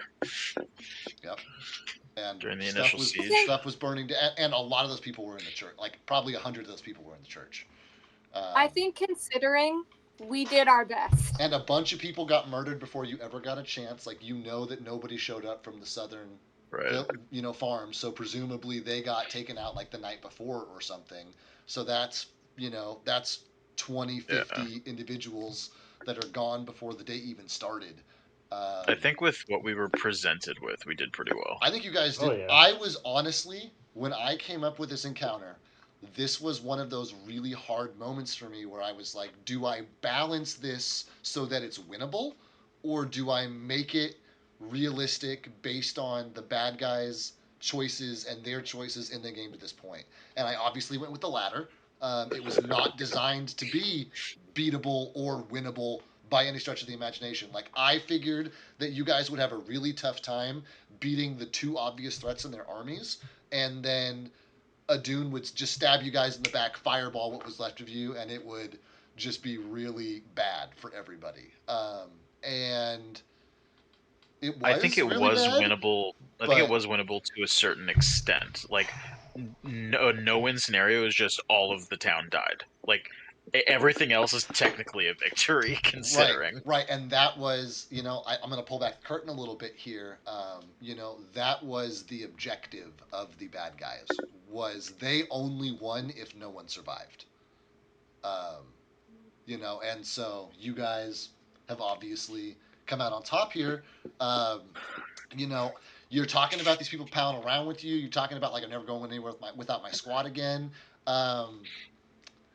I literally went to war with these motherfuckers. They are my homies. Yeah, this settlement basically doesn't exist anymore. You know what I mean? Like all the buildings have burned down except for like the tavern and a couple of the ones here at the square. You have magic. You can bring a lot of this stuff back, given some downtime. You guys are going to take a lot of time. Yeah, you guys are going to be in the position for the first time in your story in a while where like there's not something super super pressing. There's not like a bad guy right over the ridge, and there's not like something on top of you. So if you wanted to take some time and rebuild Ruinswick, you absolutely could do that. If you wanted to take these guys with you to the next town over, and like let them have lives there, you could do that. If you wanted to, I was more focused on finding her dad. you know what I mean? Yeah. So Echo's last lead on that was her dad got loaded into a boat, at some point out by where and the ruins she knows are. by Dretha that he's alive. And she knows by Dretha that he's alive, and so she knows she has reason to look for him. Dave. Yeah. As a player, I know our characters didn't know him, but did the little boy who could talk to animals live? I feel like he probably didn't. He wanna got taken to the church. He might not have made it into the church. You don't know. I'm asking Dave as the god, basically. You guys have enough information to know what happened to him, and you haven't mentioned it. You haven't mentioned the train of logic that would lead to that specifically. But what happened to his mother? At least he's in. What does that make him? Dead. An orphan. And where do orphans live? The orphanage. On the streets. The church. An orphanage, yeah. It's probably at a church. Yeah, that's what I was thinking. It's the church. He dead. He gone. Destin's gone.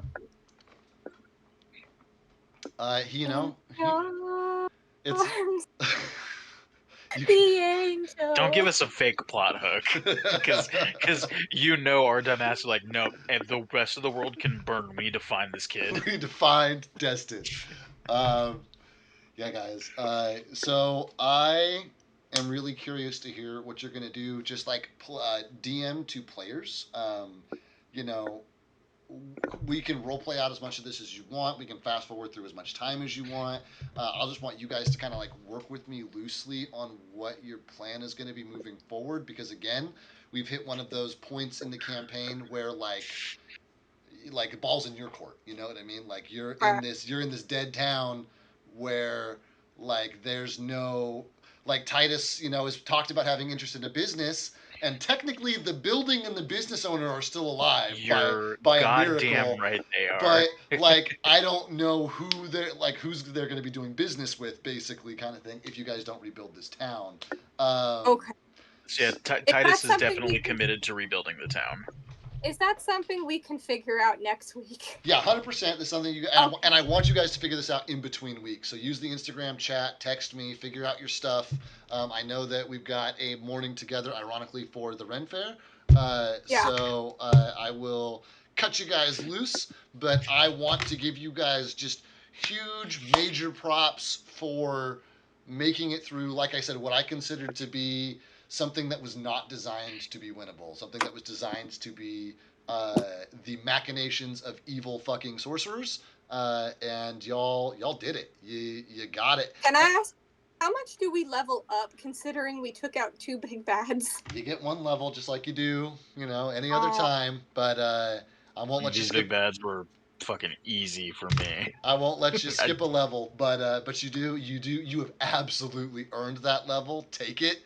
And we will see you guys next week with that level and a loose plan on how you're going to proceed. You guys have any wacky ideas? Let me know.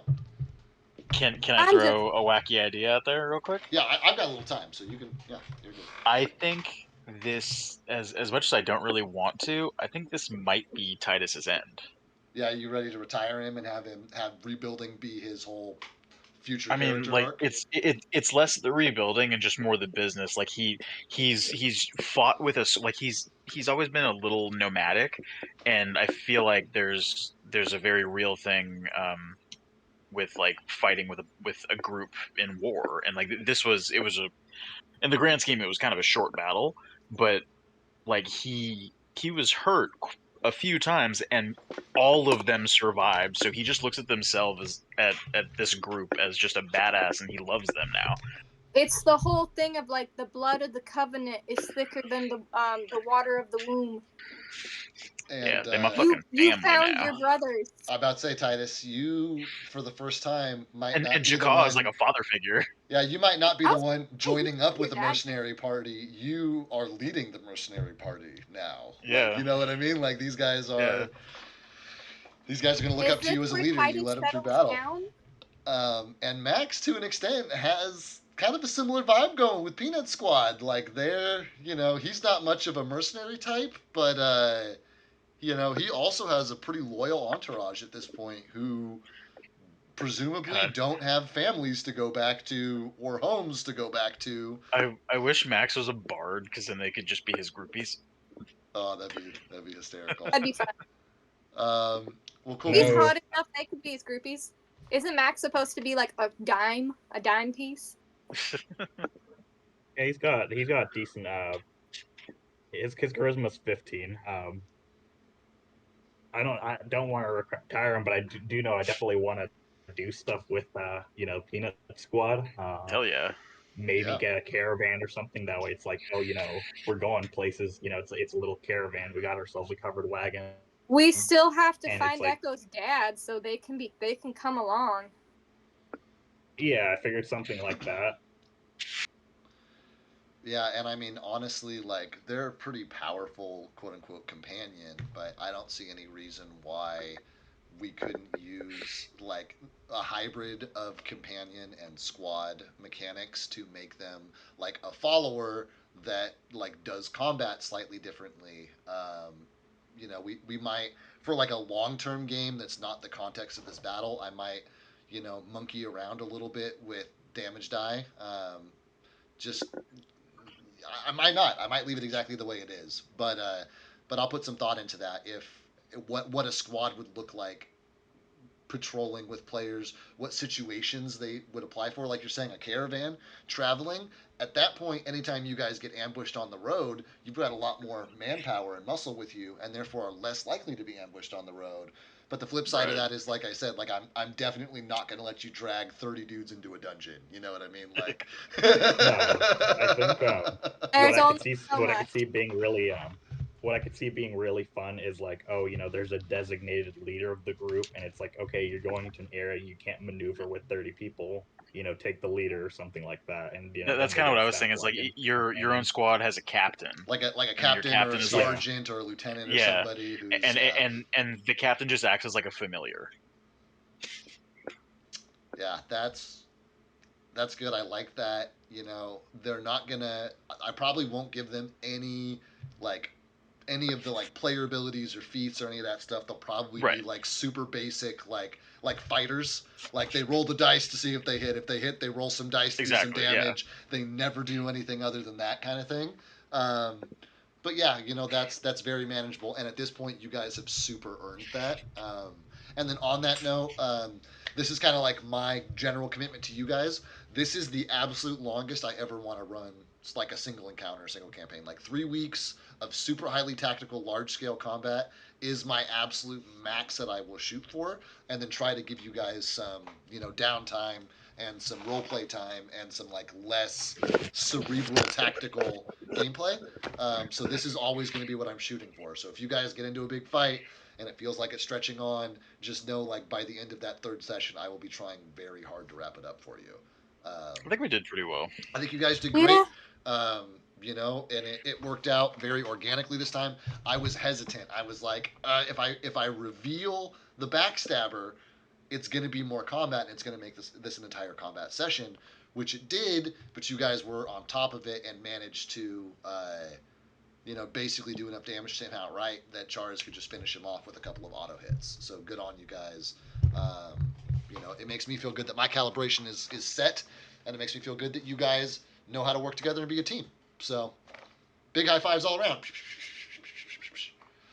All right, I gotta get up and go to the Renaissance Fair tomorrow. So without further ado, I will tell you guys that you are wonderful people, and thank you for playing. And I will catch you next. Actually, I should still catch you. I'll catch some of you tomorrow. The rest of you next week.